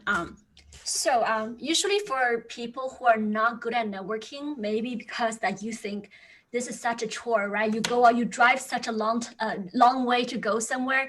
You put out your name card, you shake hands, have some shallow, superficial conversations, exchange cards, leave information, then you go home, do your homework. Okay, hello, nice meeting you. Let's get coffee sometime, which never happens. And then after a while, you do these things for a while and you feel like such a waste of time, right? So that's exactly how I was experiencing when I was running my company, my startup. I thought I really had to be so outgoing like other CEOs. That's how I can get myself known, my company known. And I just got this totally wrong. First, I want to admit that I'm an introvert. Even though I don't appear like one, I draw energy from being by myself. When I'm with lots of people, they exhaust me, especially small talks. Oh, I hate them so badly. So this is what I did, okay? So first, I really think there are 3 misconceptions of networking. Number 1, it's not about, okay, people always say it's not about what you know, it's about who you know, right? So then we think, okay, we got to go there and let people know who we are, right? Know people. It's not necessarily true. I really like what Stephen said earlier, right? So it's about the other person. It's about how you can give value to the other person, be interested, like what Stephen said, ask questions, right? So think about really, before you go out, think about what you can offer. Maybe it's your skill, maybe it's your knowledge, maybe even if your connection, but there has to be something you can offer. I remember at the very beginning, I even snuck into a journalism conference pretending to be a reporter because I wanted those journalists to know me, right? To get to know me, to write stories about my company, even when I didn't even have an established product to sell. So that was really silly, right? Just because I gotta show value for the other person. And second, networking is not a short-term transactional thing. At first I thought, okay, so I need something, maybe someone also need that, or something I can just transactional, and something happens there that time. But networking is really building a relationship sort of in the long run. Actually, my business partner, there and a few collaborators I constantly collaborate on things with, they are all people I met many years ago. So those relationships didn't really come to fruition in any way until only maybe many years later. So what I'm trying to say is that treat people as people and build a relationship, go to networking events with the purpose of finding friends, someone you can connect with. I think that's very important. You don't have to talk to everyone. That comes to my third point, right? Which is like networking is not about talking to lots of people. Networking is about quality trumps quantity. So for like introverts like myself, right? I hate small talk. So what I do is that I have in-depth talk with other people.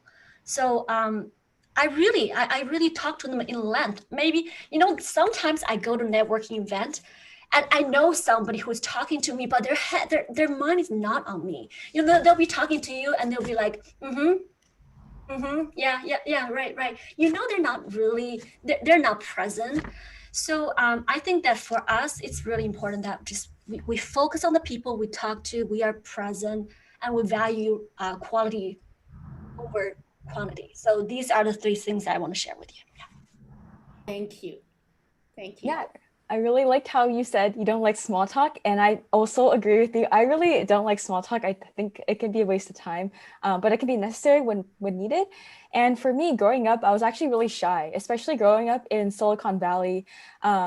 As an Asian, my parents are from Taiwan and Singapore, and I feel like I was always told to be humble and like stay quiet and just like work hard and get good grades. And so up until college but my first experience networking was actually at the Grace Hopper conference in 2018, which was the largest conference for women in computing. And I never really networked in my life before 2018. And I was super, super nervous. And so what made me feel better is I would treat it like making a new friend instead of like networking, because I feel like the term networking feels like transactional to me. I know like people say it all the time, but for me, it helps me just like treating like a new friend, here to meet people, find connections, and somehow give each other value.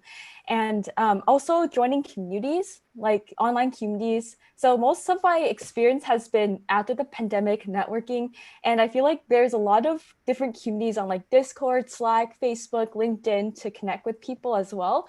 But also like making sure that you also do like quality over quantity. And so when you're reaching out to people, also like be intentional about why you're reaching out. So, like I want to, instead of like, I just want to get to know you, just want to connect with you, but like why? Like I want to connect with you because we both, I'm interested in knowing about you and knowing about how you got to where you're today, how you got to become a designer in the games industry, and just like really do research on their profile and say like, hey, I just want to like chat, because so my experience comes from being both me reaching out to people and also people reaching out to me. I get a lot of messages on LinkedIn, and the people who I don't want to reply to are actually people who say, oh yeah, I just want to connect with you, I just want to chat, but without like putting a reason. So being really specific on who you want to connect to when you're networking online. And online networking is really great. It's actually how I got my job, because you can do an in-depth research on that person. Like you can go on their LinkedIn, look at their job history, and when you schedule a chat with them, ask them like really specific questions and find things in common. And so, for example, like I'll see like, oh, that person was a Division I runner as well. Like I'll be like, oh, I see that you were also a Division I runner in college. How did that help you as a UX design director today? And just like ask really in-depth questions like that. It also helps you make that connection, like the friendship, not just like professional surface level connection, but also sharing your hobbies, share your interests, just like making a friend. And also what I like to do at the end to keep it like a two-way street is if I'm just asking someone about the career, I like to ask them like if I could help them with anything as well. Usually they're a bit thrown off because I'm just like, I was like a student at that time and they were like a director.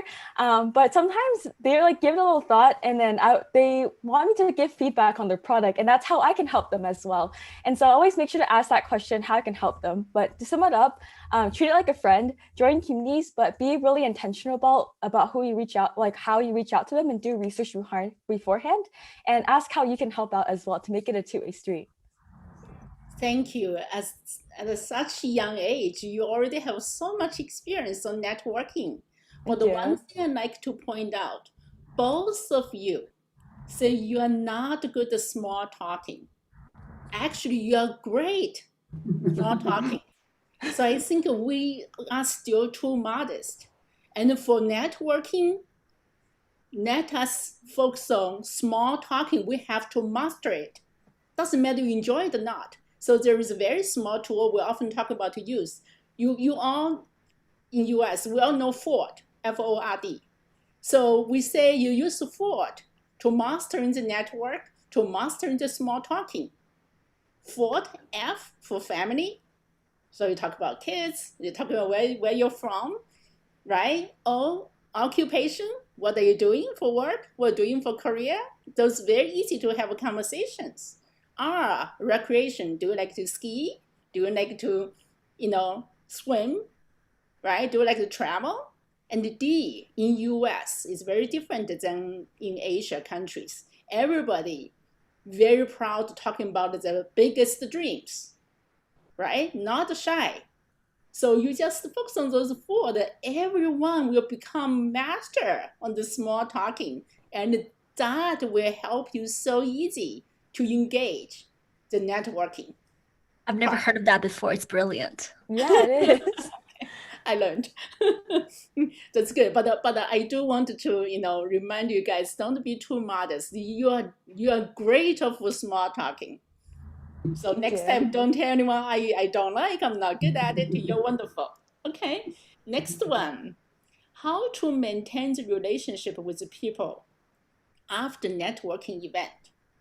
Sure, I'll jump in here. This is really following up on what both Yang Yang and Grace said, and it's so true. It's really building relationships for the long term, and it's not just no one's going to go to a cocktail party, meet someone through networking, and get a job or have something positive come out of it. It really takes work, and I put that burden on my clients when we talk about this. That it is their responsibility to build those relationships.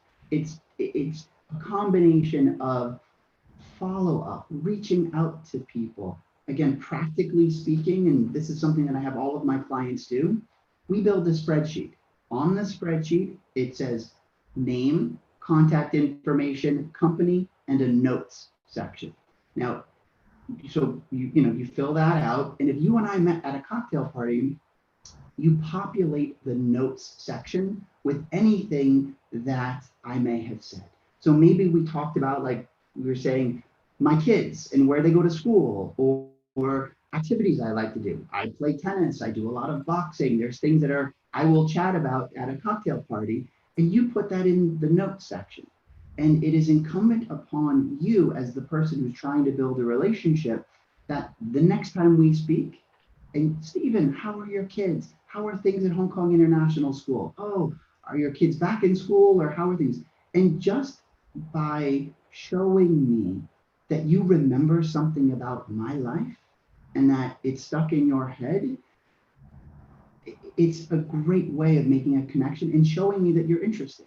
So again, I like being meticulous about that, because I typically meet a lot of people and I can't remember everything about everyone. So by putting it down and building out a document, you will have sort of your network being created on paper. And again, the responsibility is yours to really find ways to connect with people. Since I deal with a lot of lawyers and my clients are reaching out to partners in law firms, I always suggest to them, okay, you met this partner, go on their website, look at their bio. Is there a new deal that they've worked on that you've seen that's been in the press? Send them a note. Hey, Stephen, I saw you just closed, the Alibaba transaction. Congratulations. I look forward to talking to you about it over coffee at some point soon.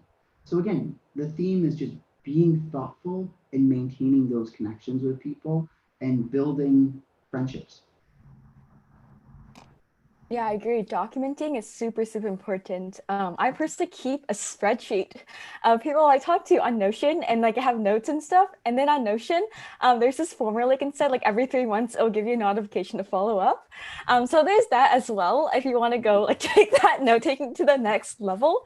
But how I like to maintain relationships. So during the event, I guess I'll talk in context of virtual networking, since that's the current climate that we're in right now.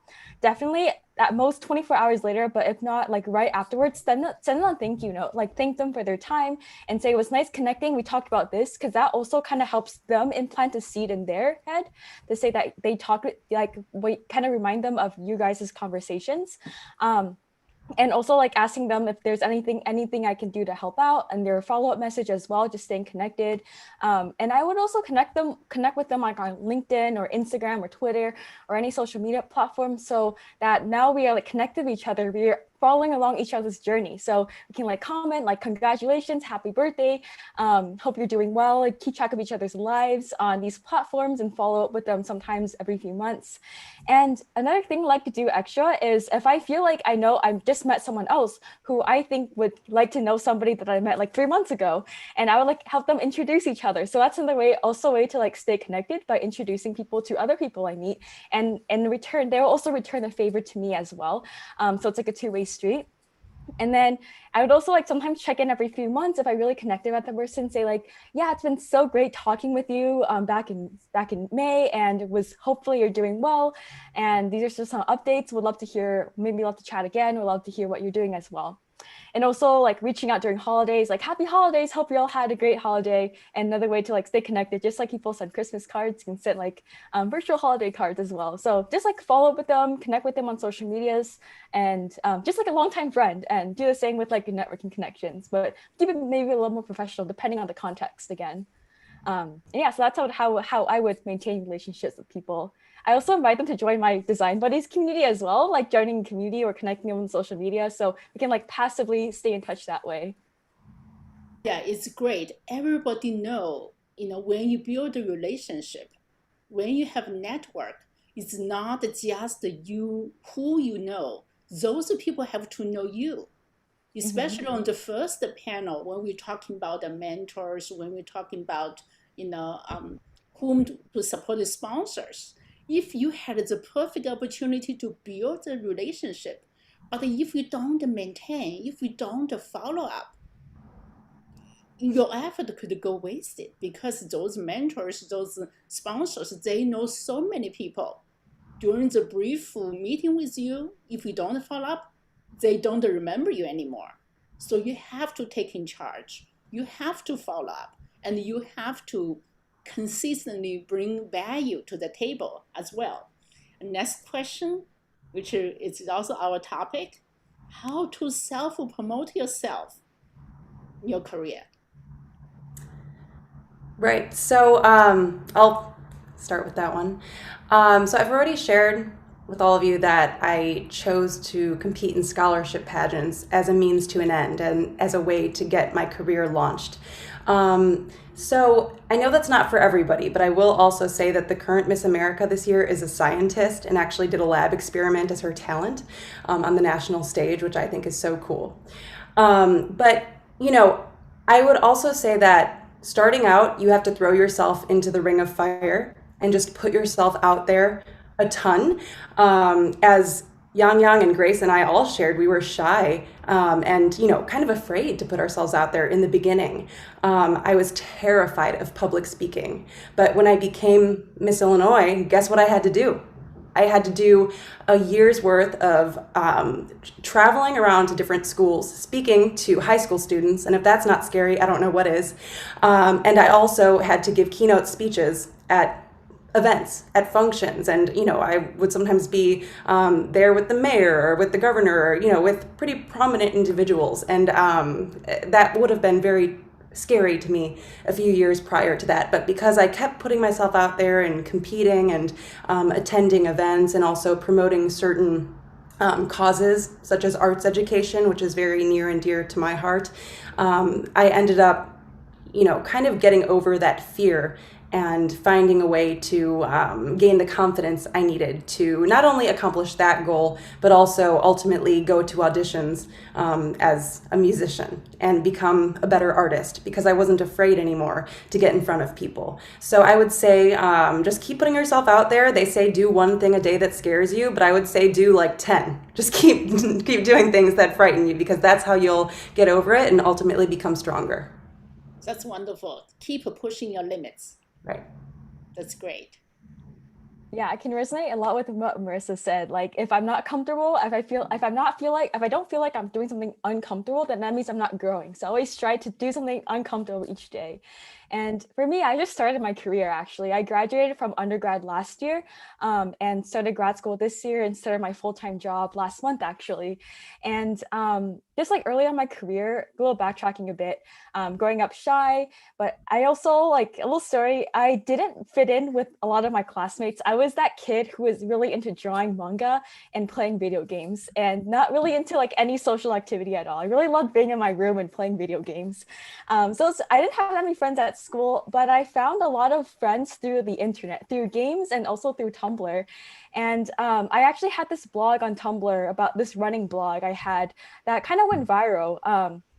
And the way how I realized I wasn't there to just like promote myself, but how I realized how I went viral multiple times on the internet through like LinkedIn and Tumblr is I would just share my story and share about like, and also try to give value. So sharing like something that happened, like whether I got an award or whether I got rejected from a job, but like what I learned along the way and some actionable tips and life lessons that can help other people as well. So I've been kind of just like continuing that pattern. Like as a kid, I was really shy. I was actually bullied a few times, and I shared that story and also shared what I learned from it, how I overcame that. And a lot of people could like relate to it, and they could also learn from that as well. So just being a bit more vulnerable and also being authentic and sharing is how I managed to get like a big audience on the internet since I was like 14 years old on Tumblr. And that's how I personally kind of was able to like, I don't like to call it self-promote, but I like how like sharing your, like doing things and telling people about it. And just like finding people who are similar, may like have a similar story as you, and just try to like give value, like not only just like sharing like, oh, I'm so cool, but this is like I would just share like, oh, I got this offer, but then this is like all the failures that went through that I went through along the way, and this is what I learned. And then during events or when I'm meeting new people, instead of saying like, oh, follow me on Instagram, I would say like, let's connect on Instagram. So make it like a two-way street instead of just like the wording and stuff. Is I would also like try to stay connected and stuff. And yeah, and just meet new people that way and just trying to be authentic and sharing stories like that. Yeah, it's wonderful. It takes huge courage and confidence to do self-promoting. Because we grew up in a culture very humble, right? We're not bragging. Even we're talking about at work, we're talking about brag sheet. A lot of people tell me, Cassie, I don't know what is brag sheet. I have nothing to brag about. So it's talking about the accomplishments, right? When you have a new boss, if you don't self-promote yourself, the new boss would not know what you're good at. And you may not get the opportunity you deserve to get. So you do need to self-promote yourself, regardless in the networking setup or at work, anywhere. So I strongly encourage everyone to really have the courage, have the confidence, and focus on your value and promote yourself. Build your strong personal brand name. Okay, next question. Oh, Kathy, can I just ask something real quick? Yeah. I just want to ask something what Grace said and then what you just said, right? Just it's about building that self-personal branding and just really, really make sure you put yourself out there on the internet. So, so basically that you never know, right? At which corner of the world someone's watching you and finding that they can relate to what you're saying, whatever. So I just want to share something in Chinese real quick. It's 不是因为强大而分享，而是因为分享而强大. So we always assume that people who are awesome, they're great people because they're shared because they already have so much. No. Lots of people start sharing and then they're perceived as great. So put yourself online, right? So if you're not good with camera, no worries. Maybe record your audio, maybe on Himalaya or like a podcast. Or if you're not good with like voice, maybe write. If you don't want to use your real name, use anonymous name, whatever, right? So get yourself out there and make sure that you talk about your industry, show what your knowledge, what your perception is about what you do, right? So when you apply for something, right, you have something to show for. You have something saying like, I stand out among the crowd because this is how I think. This is just people get to know who you are and give yourself a chance to put yourself on the internet. It's so important. I remember how I got my job. I don't apply for jobs. I didn't apply for jobs. I got my professorship at a college. I didn't even have a master's degree, but they found me on the internet because I was teaching Chinese and English online. And so now my YouTube channel has like over 300,000 followers, right? That was like before. So now I'm building my brand again as a life coach.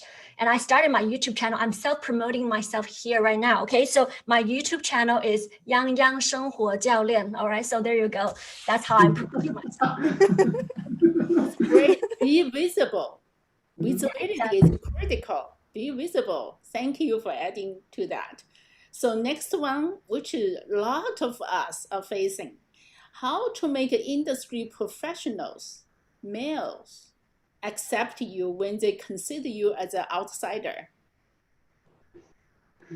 I'm happy to jump in as a male. I'm happy to give a comment. First, I'll just say, I had an interesting experience. So I moved from Boston.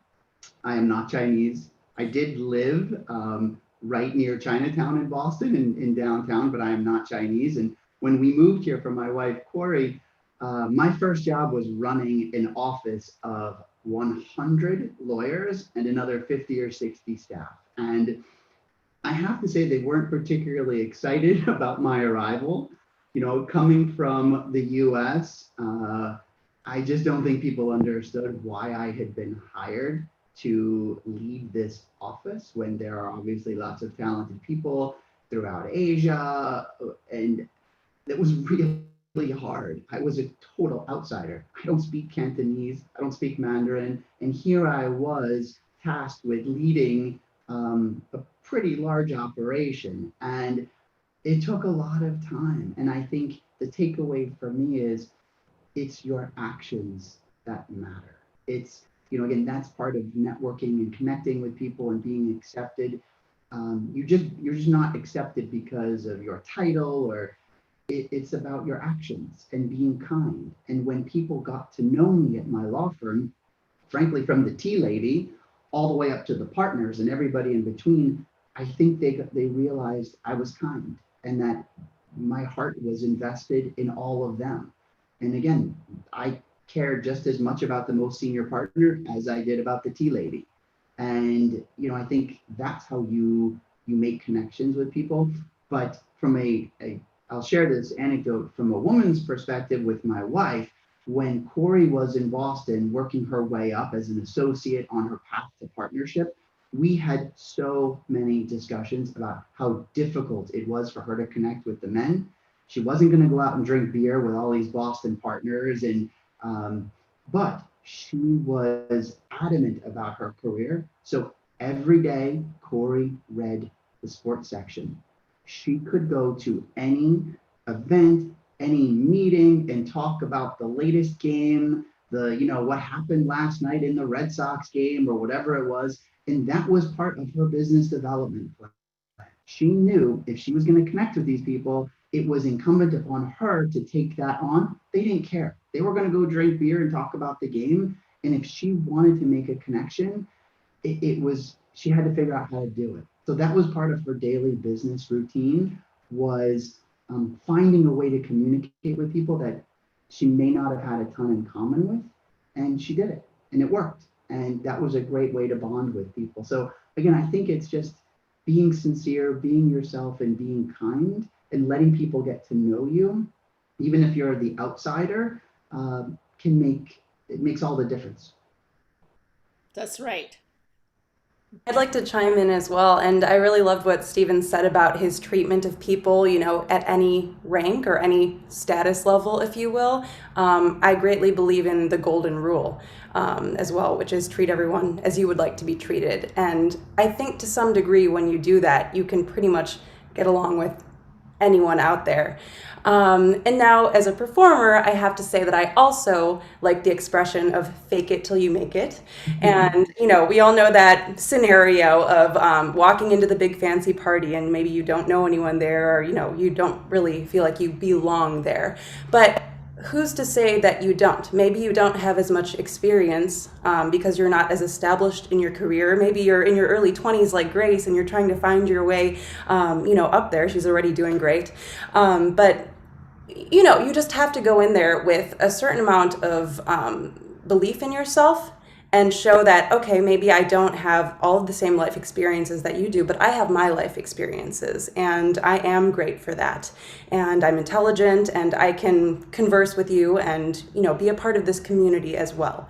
And I sometimes like to be an outsider in situations because it allows me to gain a little bit more understanding of someone else's group or community, and I can also maybe teach them something. So that's actually one of my favorite things to do, be around people that maybe don't agree with me. Awesome. Be proud of yourself and also be proud to be unique. I remember when I worked with AT&T, when I worked with T-Mobile and all those white guys, I talked to them about the football and the room just became silent. This Asian, this woman talking about football? Wow, it's so easy to be accepted. So my point is, you got to be proud of yourself and don't be afraid to be unique or to be the only one. That actually you can get a great opportunities coming to you, but you got to be confident, right? You have something to offer and some common ground to stand. I know, time goes by very fast. Let's switch to how do we do virtual networking? Now everyone is at home. A lot of people, telling me, Kathy, we are not good at networking. Now it's a pandemic. It becomes more difficult to do virtual networking. So I would like to hear some advices from you guys to share with the audience. Look, I think it's very difficult to do virtual networking. Again, it's hard to get people to want to do a Zoom meeting with you if you don't know them. And that goes back to sort of how I started out the conversation about finding connections with people. People are more willing to help you if they feel some sort of a connection. And by the way, I think if you don't have a lot of success, to me, success is if you send out 10 notes on LinkedIn requesting a meeting and one person gets back to you, to me, that's a huge success. It's just about constantly kind of finding ways to connect with people. And, you know, it's not so easy right now because you can't go meet them for a cup of coffee at Starbucks. But again, I think it's the consistency of reaching out to people. And hopefully that leads to meetings. That's great. So Stephen, I like what you were saying there, like reach out to people. So for me, I'm so bad at reaching out to people. So for me, I think that what's working for me is to put out something I'm good at, like the content on YouTube or writing a WeChat article, and actually have people contact me. So I feel like when I'm reaching out to people, I always have to figure out like what they want and stuff. It's like very exhausting for me. So what I do is that I put myself out there. This is what I think. This is how I do things. If you believe that's the right way, or you agree with what I say, contact me, right? So, and then that's how I draw connection, by having people come to me this way. So again, I think I really just want to promote the idea that put yourself on the internet. Have yourself, when people search your name on Baidu or Google, just leave some trace on the internet so people can get to know who you are. Because really, these days, when someone contacts me, the very first thing I do is to search who they are, right? I check out their like social media profile. I check out to see if they have written anything. Just, you know, there has to be some trace to show who you are as a person, your personality. And then that's how you stand out. Yeah. You're absolutely right. And it's funny, when I have posted things on LinkedIn that are of substance, you know, you're able to track how many people look at it and react and how many people reach out to you, obviously. Anything of substance gets a huge reaction when you put something out there. Exactly. That's why I'm not surprised you've been so incredibly successful, because by putting stuff out there, it does get people to want to reach out and connect with you. And anything of substance truly works. It's amazing. People read it. Absolutely. So especially when you're authentic and you talk about your personal experience in a very on emotional level, just be very true. You know, for example, I will talk about my entrepreneurship, you know, talk about my depression, those things, right? Like people feel like, just why are you putting those kind of inside things out there? But I did, and then people actually do connect with me. They feel the vulnerability, you know. Right. I agree with what you're saying totally. It's all about your brand. And we all are, you know, whether we like it or not, a walking brand for whatever we are trying to promote. And you know, in terms of music, I think I'm an outsider here in that I'm maybe the only professional, you know, musician. That's what I'm focusing my career on. It's been very difficult during this time because obviously virtual performances are just not the same as in-person live. You know, I think we're all craving that feeling of being back at a concert. But with that said, we are forming these really interesting communities online. And I've actually been teaching music online this entire, you know, past year, and I'm able to connect with people around the country. I've taken lessons myself with a woman in Switzerland, and I started a new music school that's all completely virtual, called the Virtual Virtuoso, and we have 10 teachers. We're working with students from California to New Jersey, New York. It's really cool that there are these capabilities now, and I think it is the way of the future. So it's one of those things where, you know, we have to get used to it and embrace it, and like Yang Yang said, like keep putting more out there because it is our essence. It is ultimately who we are these days.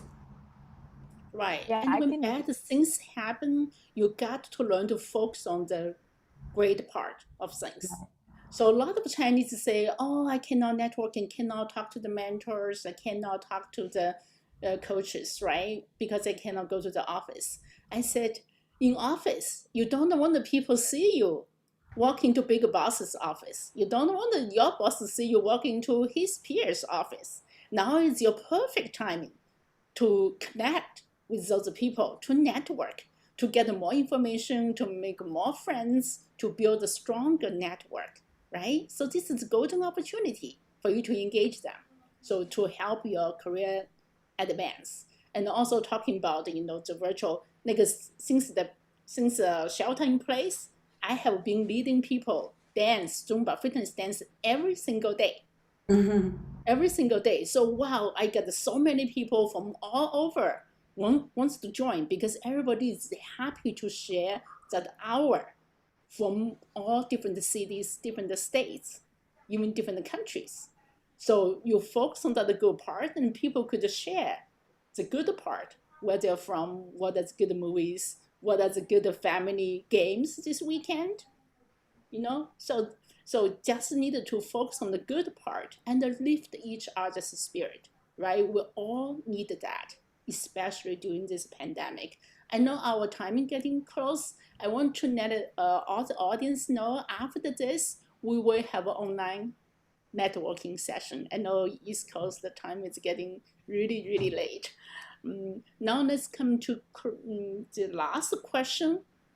Since we are really great community, I want you guys to share your insights about community networking. Yeah, I definitely think so. I founded, a little background is, I was so scared of reaching out to people networking online before as well. And coming into, so my background, my education background is actually in bioengineering and pre-med, and then computer science, but now I'm a full-time designer. And I felt like really a lot of imposter syndrome, really insecure, and had a lot of professors discourage me. I had no mentors in my real life to go into design. And I really wanted to learn more about design. And so I just reached out to a bunch of designers, and I had a lot of professors told me to stay in my lane, to stay in engineering. I also was in other design online communities, and other designers were not taking me seriously because I have an engineering degree, and they didn't think I was serious enough about my career in design. And so I actually created my own community called Design Buddies in April 2020. And since then, we have 14.4 thousand people join. And I definitely think virtual networking is the future, and because it just enables you to unlock all these connections all over the world. You don't have to physically travel to someone's office anymore. You can connect with someone from all time zones all over the world and just meet virtually that way. And you can also research on people's profiles so you can reach out to them and know exactly what to say when you meet up with them. Because I remember in real life when I was going into conferences, going to actually community meetup events, I wouldn't really know that person. I would just say hey, how are you? And then really had to ask more questions to find out more about them. But in online, I can look at their whole profile and then narrow down to the questions I want to ask. So I think that's a huge advantage of virtual networking, to be able to research someone before reaching out to them. And I actually feel like more people are open to meeting up, actually, because it's really easy on Zoom. You don't have to pay for coffee. You don't have to commute to see people in real life anymore. And yeah, that's why I think how we can use communities. And also because I know earlier it was discussed having things in common, because you're in the same community together, you already have something in common. And so people would reach out to me because of Design Buddies or because of some other design community I was in, and make a connection that way as well. And yeah, so that's how we can use virtual networking, find people in common, and community networking to use that community so you already have things in common, and engage in community as well. So it's a little local town hall, so you kind of meet each other and get to know each other passively, and then once you find out more, go deeper, look at their profile, and have a one-on-one chat with them. Thank you. So now we are time for networking. I know this is a huge topic about networking, so time flies. Thank every single of you to share your insights, your experience, your expertise. And that's networking with all the audience. Next, Connie, thank you very much. Is this, we're moving to networking session now? Yeah, so Kathy, just very quick, right? Again, thank you so much for all the panels here. In the very short time period of time, I learned a lot, right? The Ford methodology for small talk, the spreadsheet for networking. I never thought about that. And I guess, for my 2021, my New Year resolution will be like watch football, right? Okay, but before we get there, if I can, I will just quickly give a big shout out. Oh, no, that's not what I want to do. Sorry. I wanted to give a big shout out to our Lucena officers. We have a lot of people worked very hard over the past couple months to get this event up and running. So I wanted to, hopefully this time I'm going to share the right screen. Okay. Yeah, so thank you so much for all my colleagues here who put this event together, and I hope that our audience here felt this is very helpful. And then the next one is just a very quick announcement. As Kathy mentioned before, right? We do have a virtual happy hour scheduled after this. I know that for the people from East Coast, it's pretty late, but hey, it's a weekend. It's a weekend night, right? And particularly when we're talking about networking, it's a networking after networking. And additionally, for tomorrow, we will have a day 2 event, and then we will bring additional interesting topic to our conversation. So thank you again for all your attendance. Have a very good night, and we will see you on the other side of the room. Have a virtual chair, okay? Thank you. Take care. Thank you. Let's go to the networking room. Okay, bye. Thank you See you all. over there. All right. Thanks all the audience to join the networking session. Practice your Ford skills. Yes.